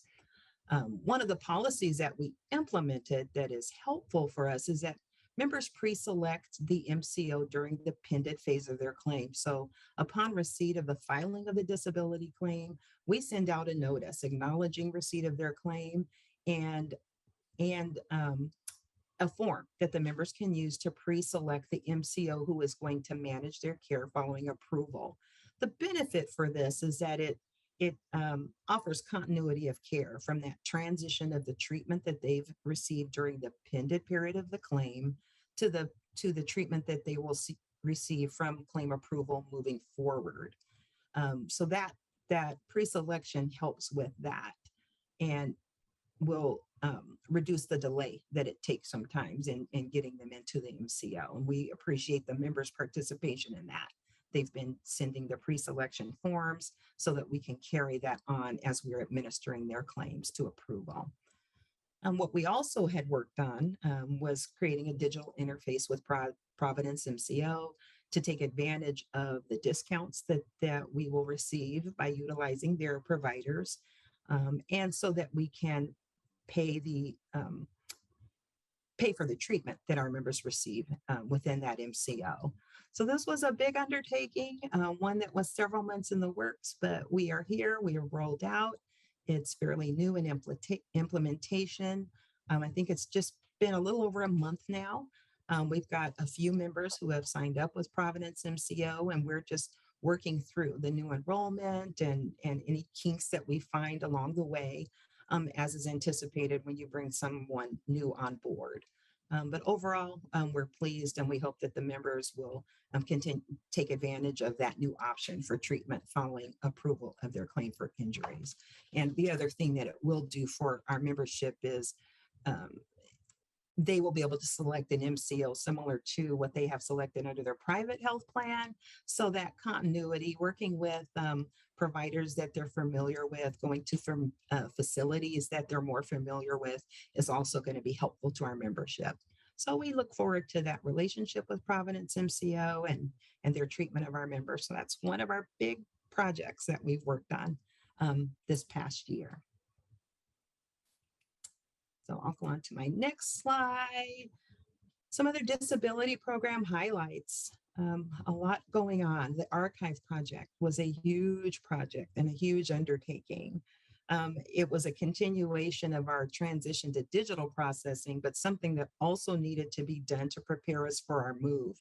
And what this involved was review of hundreds of claims, hundreds of paper file claims to make sure that they were ready for archiving and storage, that they were closed, that we had digitized any records that we needed to keep on it in the digital format, and then the packaging and boxing and sending and these files to archives. We had tons of boxes, hundreds of boxes that we sent to archives. And so I would like to give a shout out to Jennifer, who again is one of the behind the scene folks, members of our staff who spearheaded the office move and the archiving project. We could not have done that without her. That was a tremendous amount of work. And certainly my staff, who were all involved in reviewing files and making sure that things were digitized if need be, and were ready for us to handle in a paperless format. So that was one of our larger projects. Another project that we worked on this past year was a leave restoration process. So when a member files a claim for benefits, there are times when we have to pend that payment of disability benefits. Maybe we don't have there's time loss that they report to us, but we don't have the doctor's information authorizing that time off work. So for various reasons, that time loss is pended, and then we restore it upon claim approval. Well, what we did was an audit and analysis of our existing leave restoration process that was implemented after approval. And what we learned and I wanted to try after audit of the process from the member standpoint, from our internal processing standpoint, is that we would be able to speed the process pretty dramatically by doing pre-authorization forms. And what that meant is that our membership would get that at the time we receive a claim for benefits, they would get a form. We would send it in the mail, and the form would require their signature. But what it does is it pre-authorizes any restoration of leave should they be entitled to it. It speeds the restoration process both internally and as we move this along in the process to payroll. But what it has meant that there's no stopping point, which was what had happened in the past when we waited until claim approval. So as much as we can get done early in the process of our claim before we even have to make the decision to restore the benefit is helpful. And that's what that pre-authorization process has done for us. The membership has been happy with it. I've gotten really good feedback about it. And so we hope to see some real improvement and speed in the processing of leave restoration. So that's been another big project for us. Kimberly, one question. Yes. What's the turnaround time for people who have emergency kind of sicknesses, cancer, or something of that nature? What is the turnaround time for you guys to get back to them in terms of pre-auth issues? And I am so sorry. Can you say that one more time? Yeah, what kind of turnaround? Okay, what kind of turnaround time do you have for pre-authorization when a person is sick, has an emergency and that kind of stuff? Does your policy say you have a 24-hour turnaround time or 3 weeks turnaround time? What kind of turnaround time you have in sending that? Yeah, that turnaround can vary, and it's not about the severity or type of claim. It's really about the information that we have to support that restoration. So the restoration occurs after claim approval.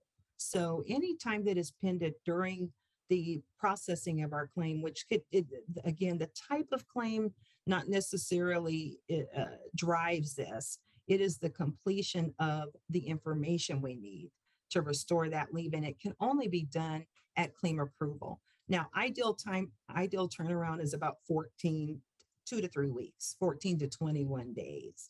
And again, that is under the ideal circumstances where we've gotten the member's response, the signature on the pre-authorization form, historically on the form that we sent at time of approval. So ideally turnaround 14 to 21 days, and it can just depend on whether or not we have all of the information we need to restore those benefits. All right. Thank you. You're welcome. So then the last on this slide is a program review that we are currently we've just started working on, but this is just a continuation of the work that we've done to look at our digital claims processing. Um, Again, as Sam mentioned earlier, the digital claim processing was done in the storm of COVID, pandemic, the initial surge in the COVID, the pandemic threw us into digital claims processing. And so we have continued to work with it. We would not have been able to manage through the pandemic without it. So it's been a great tool for us, but we just didn't have time to walk into digital claims processing the way we would have liked to. So we're continuing to look at those processes. And one of the things that our process improvement folks pregame, who you've supported our usage of, is that has started. We're start working with them and going through and looking back at our digital claims processing, something that has been started but will continue. And so for our next slide, so disability staffing, certainly through the height of the second surge of the COVID pandemic, we did bring on some temporary staff to help us with archiving and other projects, naming document mail that came into the office for our claims. And we also did planning for the DCTU strike, making sure that we had support. That strike was averted. That's something that we had to do across FPDR, including our disability staff, was just to look at what we would do if that happened. Again, we hired temporary staff to help us with some of our archiving projects and to offer others staff support. We looked at and analyzed staff caseloads and determined that additional staff was needed. So I thank you all again for approving that for us, and we will continue to work through that process. And once we get council approval after the fall bump, we will recruit for a new disability analyst position.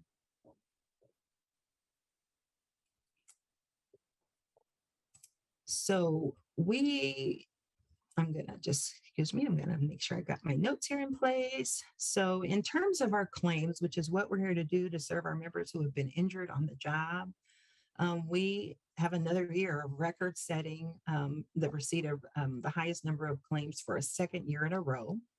I think over 580 claims this year, and we'll look at the numbers more closely. We average in the years prior to COVID about 300 to 350 claims. So that additional 200 new claims was quite the workload for me and my staff, and one that they did well. Yeah, for the second year in a row, and we'll go into that number again. The COVID kind of took over everything, but we also administered more PTSD and heart-related claims. We'll talk about that in a little bit. Undergirding all of the receipt of these claims is the medical management of complex claims. One of the claims that we did manage that was very complex was a cancer claim. It wasn't an occupational, it wasn't a cancer claim imposed upon us under the heart and lung presumption. This member suffered from a occupationally related cancer. It just wasn't a presumptive cancer. And what that means for you trustees is that if we find that they suffer a condition that is related to their work, whether it is listed as an occupational disability or carved out under statute, we will approve that claim. We're very saddened by the loss of this member who fought diligently to survive through the cancer. He didn't, and this touched us deeply. I don't want to share the name out of confidentiality and respect for the member and the family, but one of the things that touches us pretty deeply when something like that happens. So we'll go on to the next slide. And what we're looking at are the injury causes. Again, we talked about COVID. COVID wins the day again for another year. We looked at, if we look at the fire on the left side of the screen, we see that 64, almost 65% of the claims that were incoming were COVID related to the pandemic, as shown in blue. And then we break down for you all the top 5 causes of injuries to our officers and firefighters. So for firefighters, the second most cause injury was the result of lifting. Um, Lifting patients is mostly what happens here. Patients at the scene of a call and down stairwells and things like that. There are all kinds of lifting type injuries that they sustained in their service to our citizens. And no specific cause tends to be those claims, just to clarify what that means for you.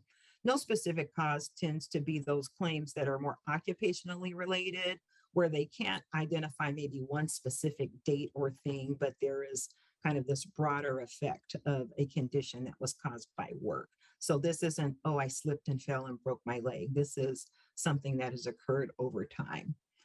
So we have let's see, about almost 9% of claims caused for by no specific cause. Overexertion at 7%. Again, those are lifting, bending, twisting, anything that our membership could be doing and serving our members, or sometimes at the stations during physical agilities or some of their trainings, or where some of those overexertion type injuries occur. And then the slip and fall, which is about 6.74%. And those are, again, slip and trip and falls at the scene of a call is most often where those occur, but they can occur at the station or anywhere. So those are the top 5 causes of injuries for our firefighters this past year. And then if we look at police on the right, we see that 61, almost 62% of their claims were COVID related, caused by the pandemic. Followed by assault and human altercation and at 14%. Then we have motor vehicle accidents, which is 11.7% of the injuries caused. Overexertion for our police officers, again, can occur in altercations, but can occur lifting equipment or doing other things. So there's a variety of injuries that fit into the overexertion category. And then again, no specific cause. These are just claims. Some of them are non-service that fall into that category, but these are claims that don't have that kind of specific cause of their injury or illness. So I'm going to go on to the next slide. And this is kind of a visual of what we've talked about, and that is the increase in number of claims driven by the COVID pandemic. And we see for the last 2 years, fiscal year ending 21 and 22, that we've had an increase in the number of claims. We looked at the 10-year average, where we're between 300, 300 at our lowest, 379 at our highest in 2016. And this is prior to 2021, where we've got that jump from the 300s to 536 in 2021 and 584 in 2022. And this is a cutoff as of a date. We compile the data for reporting. We've had actually more than 584 COVID claims filed, more like in the 590 area.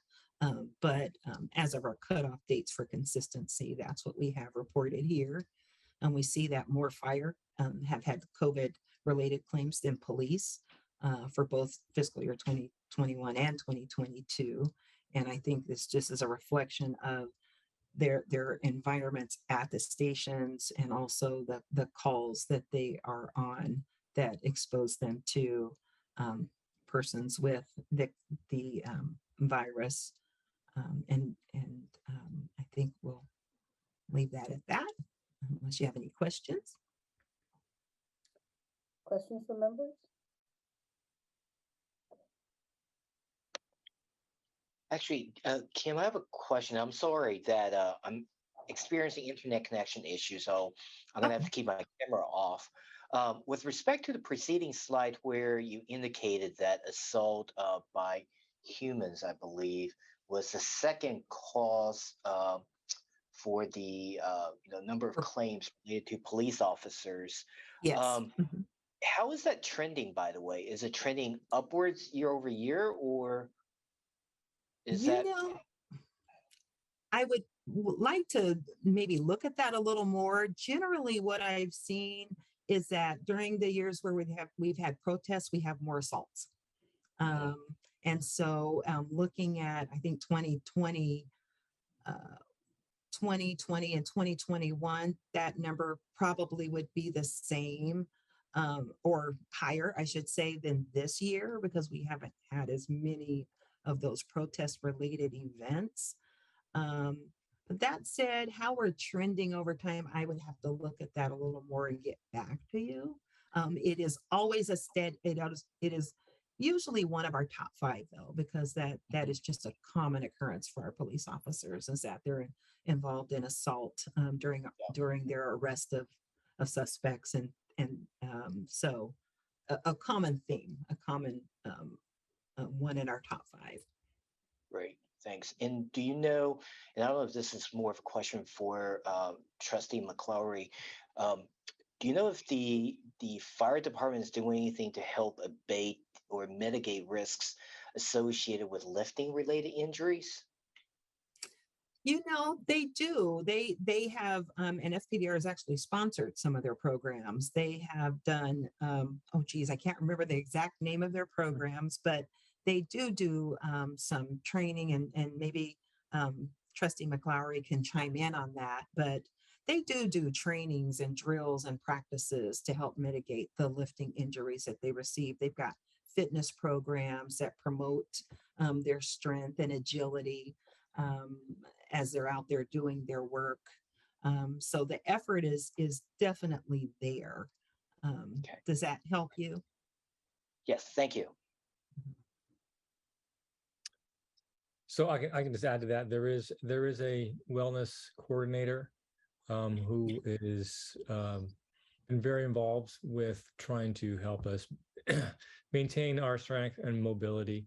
But all that aside, there's be hard to even explain some of the situations we get to in order to get people up into a gurney or from the second or third floor down to a gurney and so forth. There's just a lot of some very dynamic lifting issues that you can be as strong and flexible and mobile as anybody, but they're just bad situations. So yeah, there is some effort being done for to mitigate the injuries and the lifting issues, but it's just also just part of the job. Exactly. Yeah, it's really difficult to mimic some of those real life scenarios that they face every day and tight corners and turns and up and down narrow stairwells. So I think they do their best. Yeah, definitely. And certainly as a citizen of Portland, I appreciate what, the fire department and all the firefighters have done for our city. So definitely, want to call that out too. The one thing about this board is that I appreciate so much Trustee McClowry and McLeod for being here because your input help those of us who don't work in these arenas to better understand it. And so therefore we can better ask questions. So thank you so much for your input. Of course. Back to you, Kim.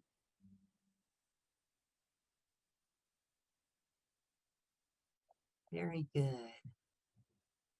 So I think we are going to move on. Let me just cramp myself here to slide 24, which is something we like to report on every year, and that is our approve and deny rates. These claims come in, we look at them and determine whether or not they're eligible for the benefits. And for the fiscal year 2022, we looked at, we have 0.47% of the claims filed were approved. And we're looking at the top box here in the bar graph in blue. And we have a 5.2% of the claims that were denied. They're not eligible for the benefits, or that's the determination that's been made. We have 2.65% of claims that were withdrawn, a little of over 1% of the claims that were incomplete. And then the remaining is what was pended at the time we took this data, meaning there was no decision made. But it shows as we look at the bottom of this page, we are pretty consistent in the number of claims that we approve each year. The denial rates can go up and down for various reasons, but still tend to hover between 5% in most of these years, sometimes lower.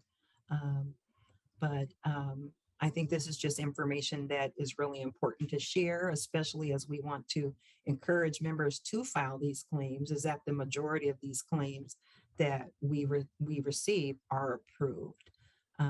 And so that's just good information to share every year. Any questions about that? So I'm going to continue on.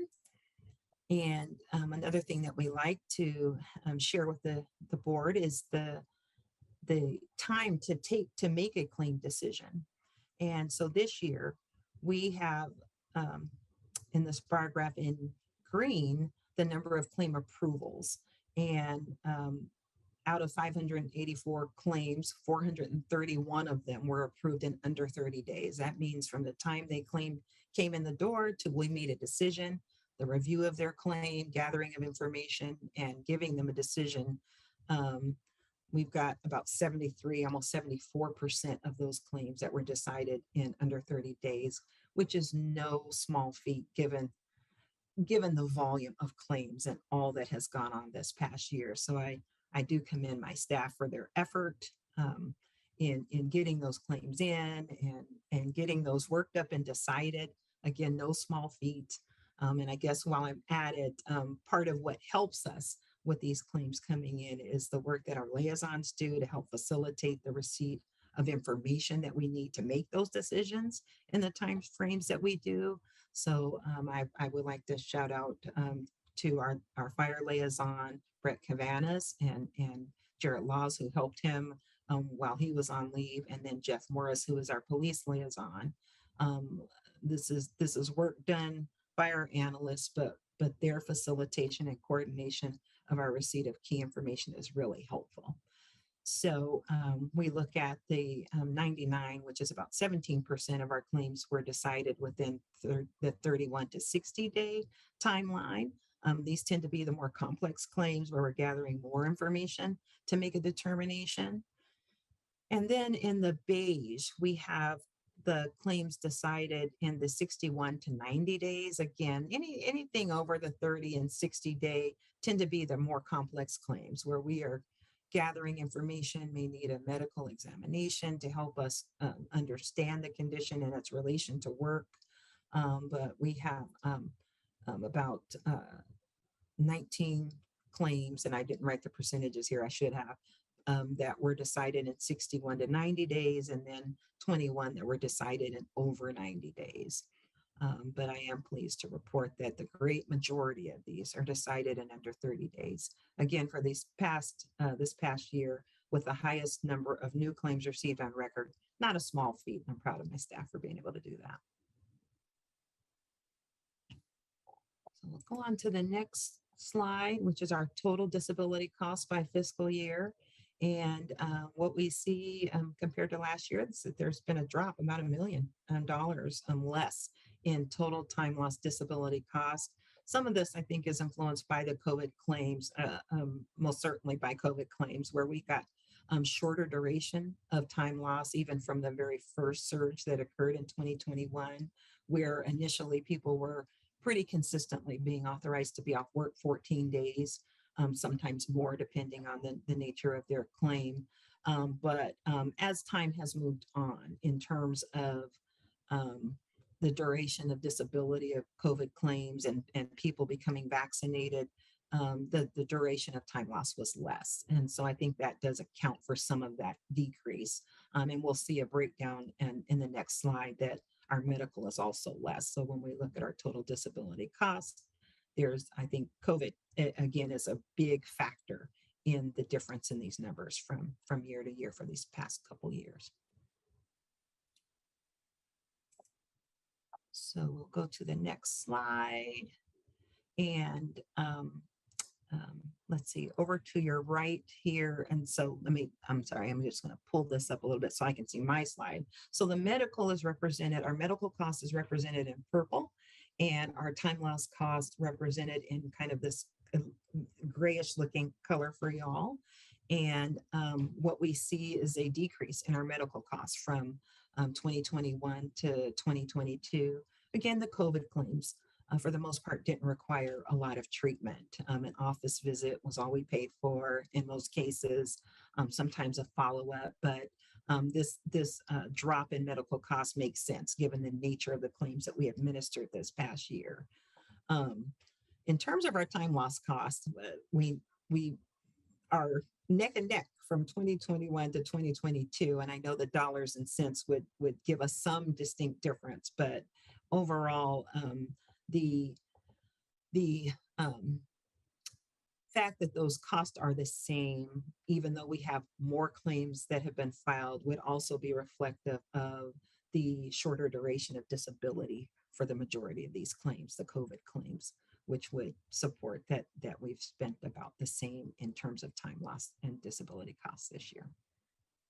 Kim, was there a portion of the COVID cost paid by federal money? Not to FPDR, so that the city had the, oh boy, I'm not going to remember the name of the program, but Right. the city did pay for time off work related to COVID for COVID that was not service related, but we weren't part of that or So none of that money was funneled to FPDR for any? No. Okay, thank you. No. Mhm. So we'll go on to our next slide, and this slide breaks down our costs. Excuse me, I'm just going to get mine up here, get my notes up here. Okay, so this is our time loss components by fiscal year, and these are all the disability benefits that we pay. And so we have our biweekly disability benefits shown in blue, our return to work, which is our transitional duty return to work shown in orange, and then our monthly disability benefits that is shown in green. So our biweekly is the amount that we pay to our active members who are on short or sometimes longer term disability, depending on the type of claim. And we're looking at a little over 2.5 million from 2021 to 2022 in biweekly disability benefits. COVID again, right, is where we see very little change from last year to this year. We see the spike from previous years in disability benefit payout, but pretty much the same. And as I've already explained, some of that is just that we've got more claims, but shorter duration of time loss, which would account for those numbers being pretty much the same. When we look at our I guess I'm going to jump to our monthly members in green. We've seen from fiscal year 2013 to 2022 a steady decline in the members who have transitioned from a biweekly to a monthly disability benefit. There's a few things that account for that. Fewer members who are permanently impaired would account for that number being the same. And we also have, again, they go to retirement. The people who are on monthly disability benefits going to retirement can also affect that number, but it's been pretty steady for the past couple of years and still, again, declining from the prior years, as we see on this graph here, on this line here. And then the line represented in orange on the bottom is utilization of our transitional duty program. It's a great program. It's an incentive program to get members back to work who are injured, but who we anticipate being able to return to regular work. And so utilization of that program is down slightly over the past couple of years. And again, that's a reflection of COVID, right? Short duration claims. Typically, it's really hard for the bureaus, fire or police, to offer somebody a transitional duty job when they're only going to be off work for maybe 14 days and even less this past year, where the duration of time loss was maybe 5 days or even less. So not much utilization, but still we have utilized it for people with the physical injuries, and this is reflected in our payout here. I will go on to the next slide, which is our last slide. And this is just our medical savings by fiscal year. And this is, you'll see a substantial drop in the amount billed from 2021 to 2022. I think that COVID has just been the its own unique thing. When we look at the prior years, we see that, we've had our lows, but 4 million in that range has been kind of consistent for several of the prior years, even though we've had some dips. But from 2021 to 2022, a substantial dip. The members again aren't because of COVID not requiring that level of treatment. That doesn't mean that our other injury claims don't require treatment. We still have those with some pretty serious injuries, breaks, need for surgeries, and things like that, which make up the amount billed.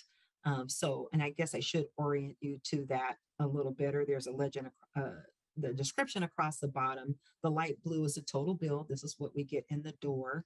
The dark blue is the total paid. And then in kind of orange here is our savings. And so while we were billed 2.9 million, we paid 1.91 million. And that 0.89 is our savings. And that savings is a result of our utilization of a fee schedule for workers' compensation type claims. It is also a reflection of some of the discounts that we get from our MCOs, and sometimes negotiations that our bill payer takes advantage of when we have members who treat out of the network area. Some people, living out of state or whatever, who still have treatment that is payable under our plan. We get to negotiate that. So that represents the savings that we experienced this year. Any questions on that?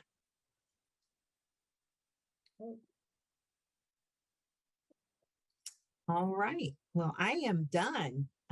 Thank you for listening to me. I will turn that over to Sam.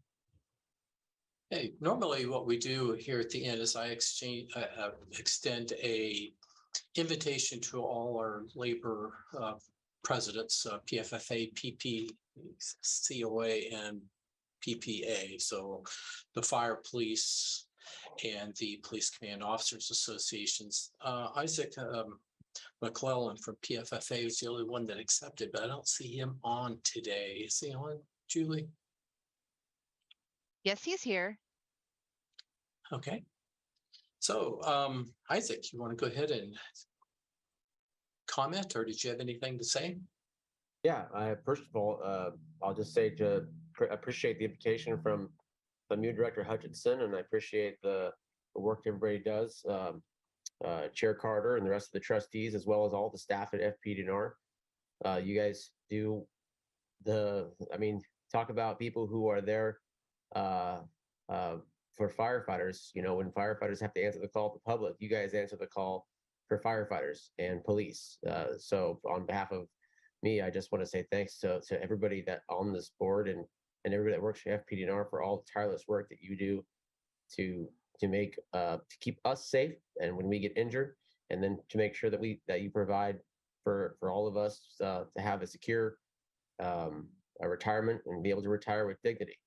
So I just on that note, and then I guess a couple comments that in as I look at kind of in that same vein, we have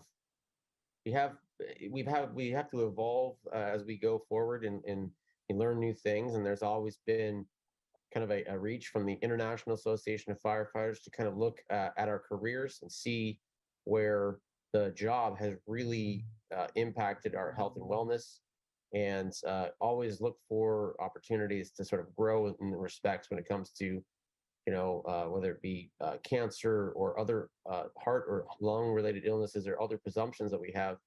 I also look to see, we're different here in Portland than the rest of the state when it comes to firefighters. We have, like you mentioned, I think firefighters have somewhere in the neighborhood of 650 members in FPDR. It's something around that number.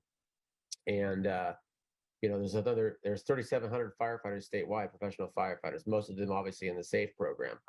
And so as we kind of look as that program molds and modifies, and as the changes happen at the legislature, I just always welcome the opportunity to make sure we have, the same for any firefighter in Oregon. We're all kind of susceptible to the same impacts of the job. So always look for opportunities to make sure that firefighters in all across Oregon are managed the same. And then on that same note, we kind of talked a lot about, I heard conversations about staffing, very much obviously in the police force, it's recognizable there's a staffing issue. And I would just offer up, I believe, I heard the number, there was like 9 firefighters less this year.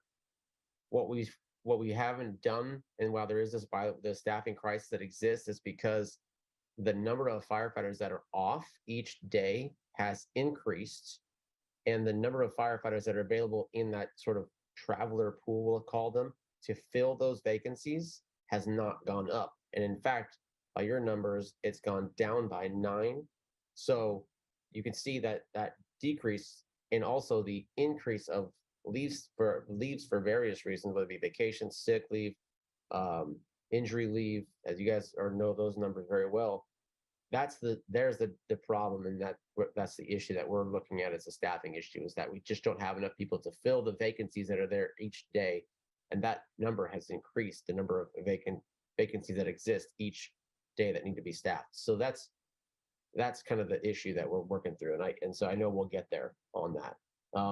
But really, we need to look at the ability to hire, attract, and retain key people. And we know that the degradation of our 2019 legislative session has really hurt our ability to do that by decreasing the ability for firefighters to retire with dignity, something that any member that's on FPDR 1 and 2 is going to have the ability to retire with dignity.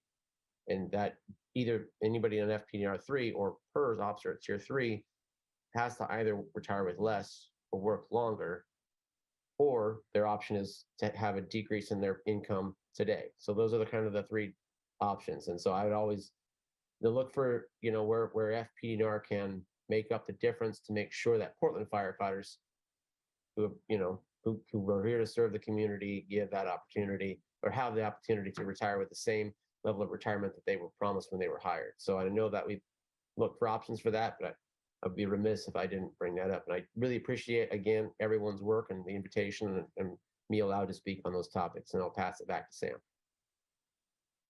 Thank you very much, Isaac. Did anybody on the board have questions for Isaac?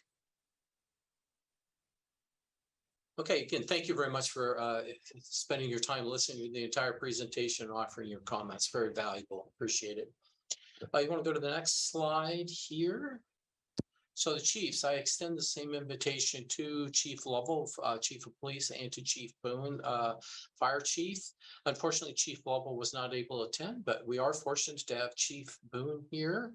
So Chief Boone, you want to go ahead and jump on and give us any comments you may have? Yeah, thank you for the opportunity to speak on behalf of FPDR and the services they've provided to Portland Fire, as well as the members of Local 43. Many of the comments are going to be just firsthand, as well as through our liaison, who is pivotal in the relationship and the bridge building when it really comes to taking care of the members. So I know FPDR has a small team, and yet they have worked with both fire and police bureaus liaisons to take care of the members that fall within the disability and retirement plans. I also know that they went above and beyond last year to process an incredible amount of COVID-19 related claims, as well as setting members up for success on their retirement decisions and pension projections. FPDR, under the leadership of Sam Hutchison, is exceptionally well organized, efficient, and dedicated to ensuring quality service within the scope and parameters of the legal fund. Last year was our first line of duty death in many years, and it had a significant impact on this entire organization. So as we still lived up to our oath and duty to care and protect and serve the community members within the city of Portland, the region, the state, we also had to care for ourselves. And it was significantly, I don't even know if that's the right word. Many of us, it brought us to our knees, and we had to rely on each other to pick ourselves up because we still had a memorial to plan for. But where FPDNR stepped in through the liaisons is the benefits that were going to go to the family. And out of all the multitude of processes and complexities, FPDNR was the first to process and approve. And they did it with compassion and care and their commitment to take care of those who swore an oath to protect and serve. So I just want to acknowledge that. It was very impactful. I also want to say, just when it comes to their compassion and working with the retirees, many times we've had passings and people have passed away. And again, they are very compassionate and sympathetic, as well as just effective and efficient in the quality of service, not only to the members, but to their families as well. And then I will say, lastly, FPDNR does an outstanding job on being proactive when it comes to engagements for retirement and making sure members have all the information they need to make well-informed decisions, retirement decisions.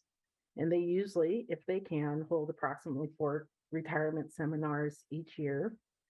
And yet they also coordinate with other benefit stakeholders to ensure additional important information is presented to the members, whether it's VIVA, Social Security, medical benefits, 457 deferred comp, that's not even under their purview, but they are the glue and the link that brings all the other subject matter experts to present at these sessions.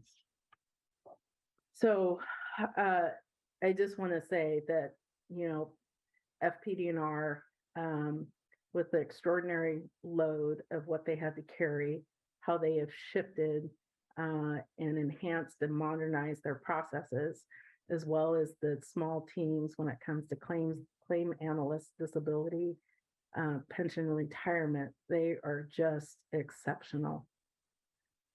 So I just want to acknowledge their outstanding work. Thank you. And if anybody wants to know our numbers based on national when it comes to COVID related, I can present comparables like I did last year. So you have an understanding of where we are in processing claims and the number of COVID related disabilities compared to the national standards. Thank you very much, Chief. I appreciate all the accolades you gave to us. As FPDR, you know, our goal is to offer superior customer service, and we've strived to do that through all the trials and tribulations over the last couple of years. So I'm glad to hear that we are living up to our mission and helping everyone at all phases of a disability claim or their retirement or even death for that. Again, thank you, Chief. I appreciate that. We have one more person here. This is Kevin Machees. He asked to join us here just shortly before the meeting. So Kevin, you're on board. So why don't you go ahead and share any comments you have with us? Can I share screen, please? Excuse me? Can I do a screen share, please? Sure, go ahead. You can. Looks like it's disabled by the host currently. Let me see what I can do here.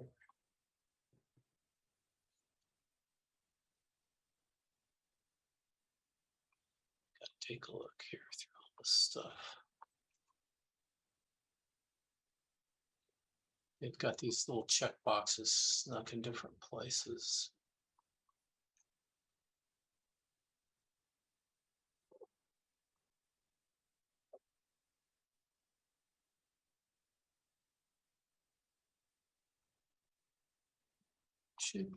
Let me know if you managed to be able to do this, because I've. Still not allowed currently. I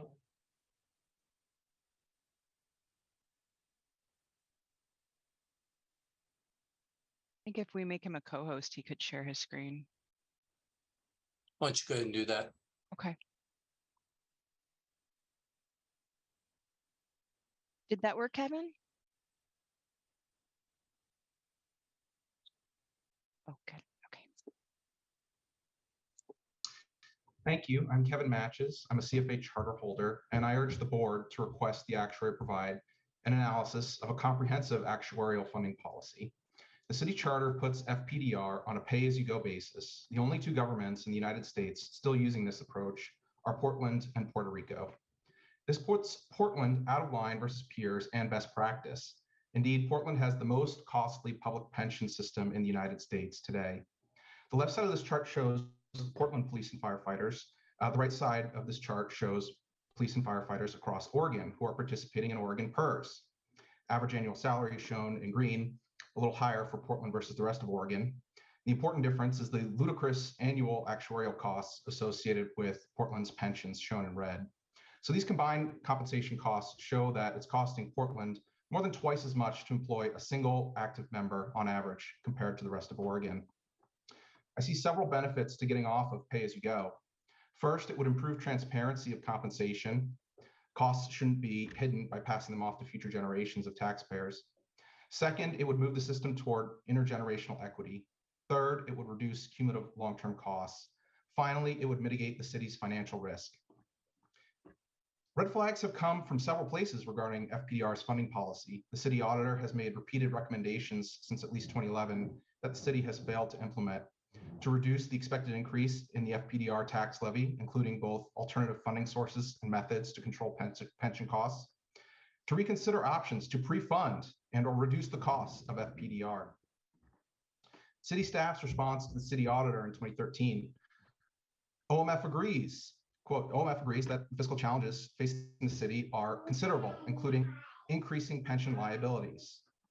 The CPA firm hired by the city to audit its financial statements, quote, there are at least a couple significant consequences or risks of the city's current declining net position trend. One often overlooked consequence is the inherent unfairness that results when future generations end up paying a significant portion of the cost by past users. In addition, there is an increased risk that prior obligations will not allow sufficient resources left over to maintain current service levels.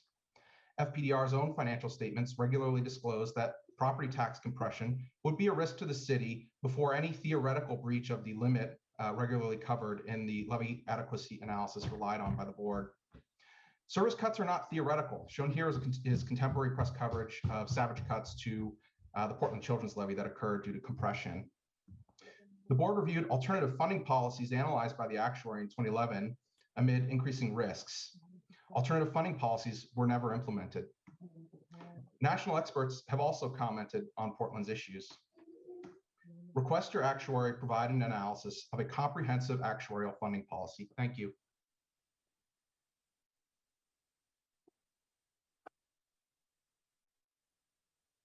Thank you, Kevin. Any questions from the board? I have just one question right now. That for the information you were taking, were those from accounting reports that report the accounting liability, or were they from, I mean, funding numbers would be very different. So I'm just curious about the source of the numbers. It comes from your actuary's valuation report from 2020, and those same that same analysis does flow through to your accounting statements under the Government Accounting Standards Board. Okay, thank you very much. I would feel more comfortable maybe if the board would like to discuss this, or has it been discussed several occasions before now? But I would like to be able to discuss it with the board. Okay. I'm not comfortable speaking to it or asking questions at this moment. I will give you some background on the issues that Kevin brought up in before 2007 when we created FPDR 3, and the decision, all those issues were heard and were definitely thought of by the board and by various people in the city and the council. That is why we created FPDR3 or moved everybody over into PERS. So that's pre-funded, that's moving that over. The challenge that was talked about in 2007 and 2011 is how do you move a pay-as-you-go plan into a pre-funded plan? Because you have to have an upfront cost to do that. For just to give you a quick example, you have on a pay-as-you-go plan, we raise the money as it is needed, but what you do for a pre-funded is that, let's say you have a firefighter who's been working for 20 years. For that 20 years, for let's say in the PERS program, they've been contributing their own, their own contribution, the employer contribution, and earning investment returns on that money. So you're building value in this plan going up over time. So when they do eventually hit retirement age, theoretically, the value they built into like the PERS fund is sufficient to cover all their retirement benefits. If you convert an FPDR firefighter who's been 20 years under the pay-as-you-go plan and then move them immediately into a pre-funded plan and they retire in 5 years, how much money do you pay them in that 5 years? You pay them only for the 5 years in which they pre-funded the plan, or do you have to pay them for the additional 20 years of service they accrued before the pre-funding plan came into effect? If that's what you do, you have to have that lump sum of money, that value that would have otherwise accrued somewhere. You have to get that somewhere. And that's basically, that's hard to do. It's going to basically have to raise taxes to fund the money that would have accumulated if they had been part of the plan of a pre-funded plan for the full 25 years. So that's been one of the reasons why it was looked at 2005, 2011. The cost to fund a pre-funded plan with existing employees is very high. And it was felt that let's let this program run out and then we move all the new hires into the pre-funded plan. That's part of the thinking there. And if you want to discuss it more, that would be great. We could have Milliman join in that discussion to talk about what I have done and talk about the money there. But these issues that Kevin brought up were discussed, and that's why the creation of the FPDR3 plan was done. It was just didn't know how to handle effectively and without creating a big tax burden, additional tax burden to pre-fund an existing pay-as-you-go plan. Oh, let me just add I think that's very helpful background. Let me just add a little bit more. Stacy just talked about how there's a double burden on this current taxpayer generation to be paying for the pre-funding for the PERS FPDR3 members covered by PERS and the pay-as-you-go benefits for FPDR 1 and 2. And that's true. If the plan were, if a decision were made to pre-fund this plan entirely now, most of the liability is, as Sam described, a past service liability, 3/4 of which is for current retirees. Well, there's no way to pay for that over the years they were working because that was all in the past. So the only way to solve that problem is to either come up with $1 gazillion all at once to drop in, which is simply not available. And taxpayers wouldn't approve it because that would make today's taxpayer responsible for all the prior years immediately. And that's just unworkable. So the solution would be that unfunded liability would be amortized over some period of years, typically not less than 10, nor more than 30. Well, that's not unlike the remaining pay-as-you-go period.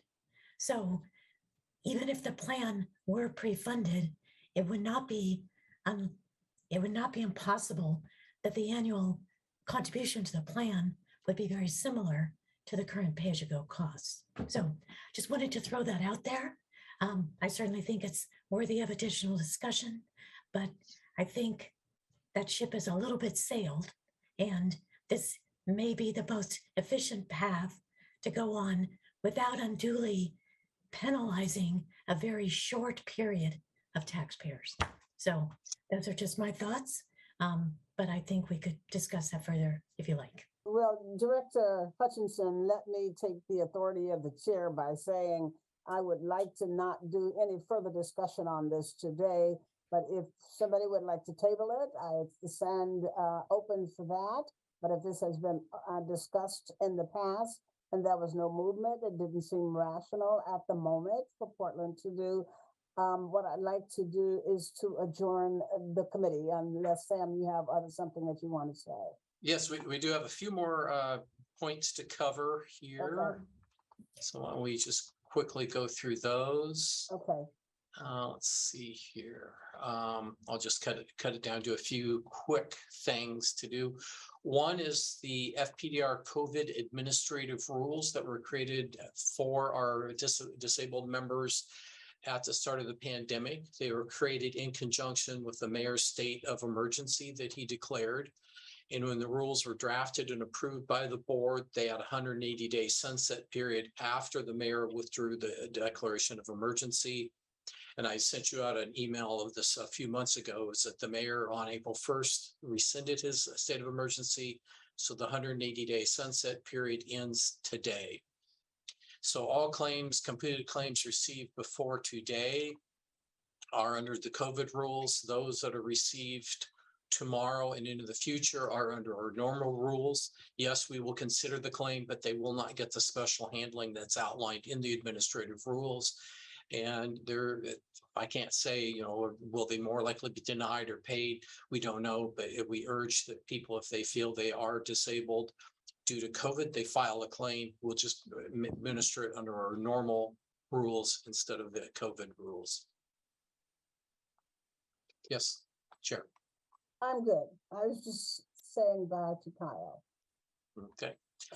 Quietly, I thought. Okay, just one more quick thing. So we have a next board meeting is November 15th. It's just general business at this point. And then the next one is January 24th. That will be the first one we hold hybrid, as you approved earlier. We will go over the annual budget as well as the biannual actuarial valuation levy adequate analysis presentation by Milliman. So that's everything I have. So anybody have any questions or recommendations at this point? I just wanted to say that if the board has questions for Chief Boone, that she's still on. I don't know if anybody had any questions for her.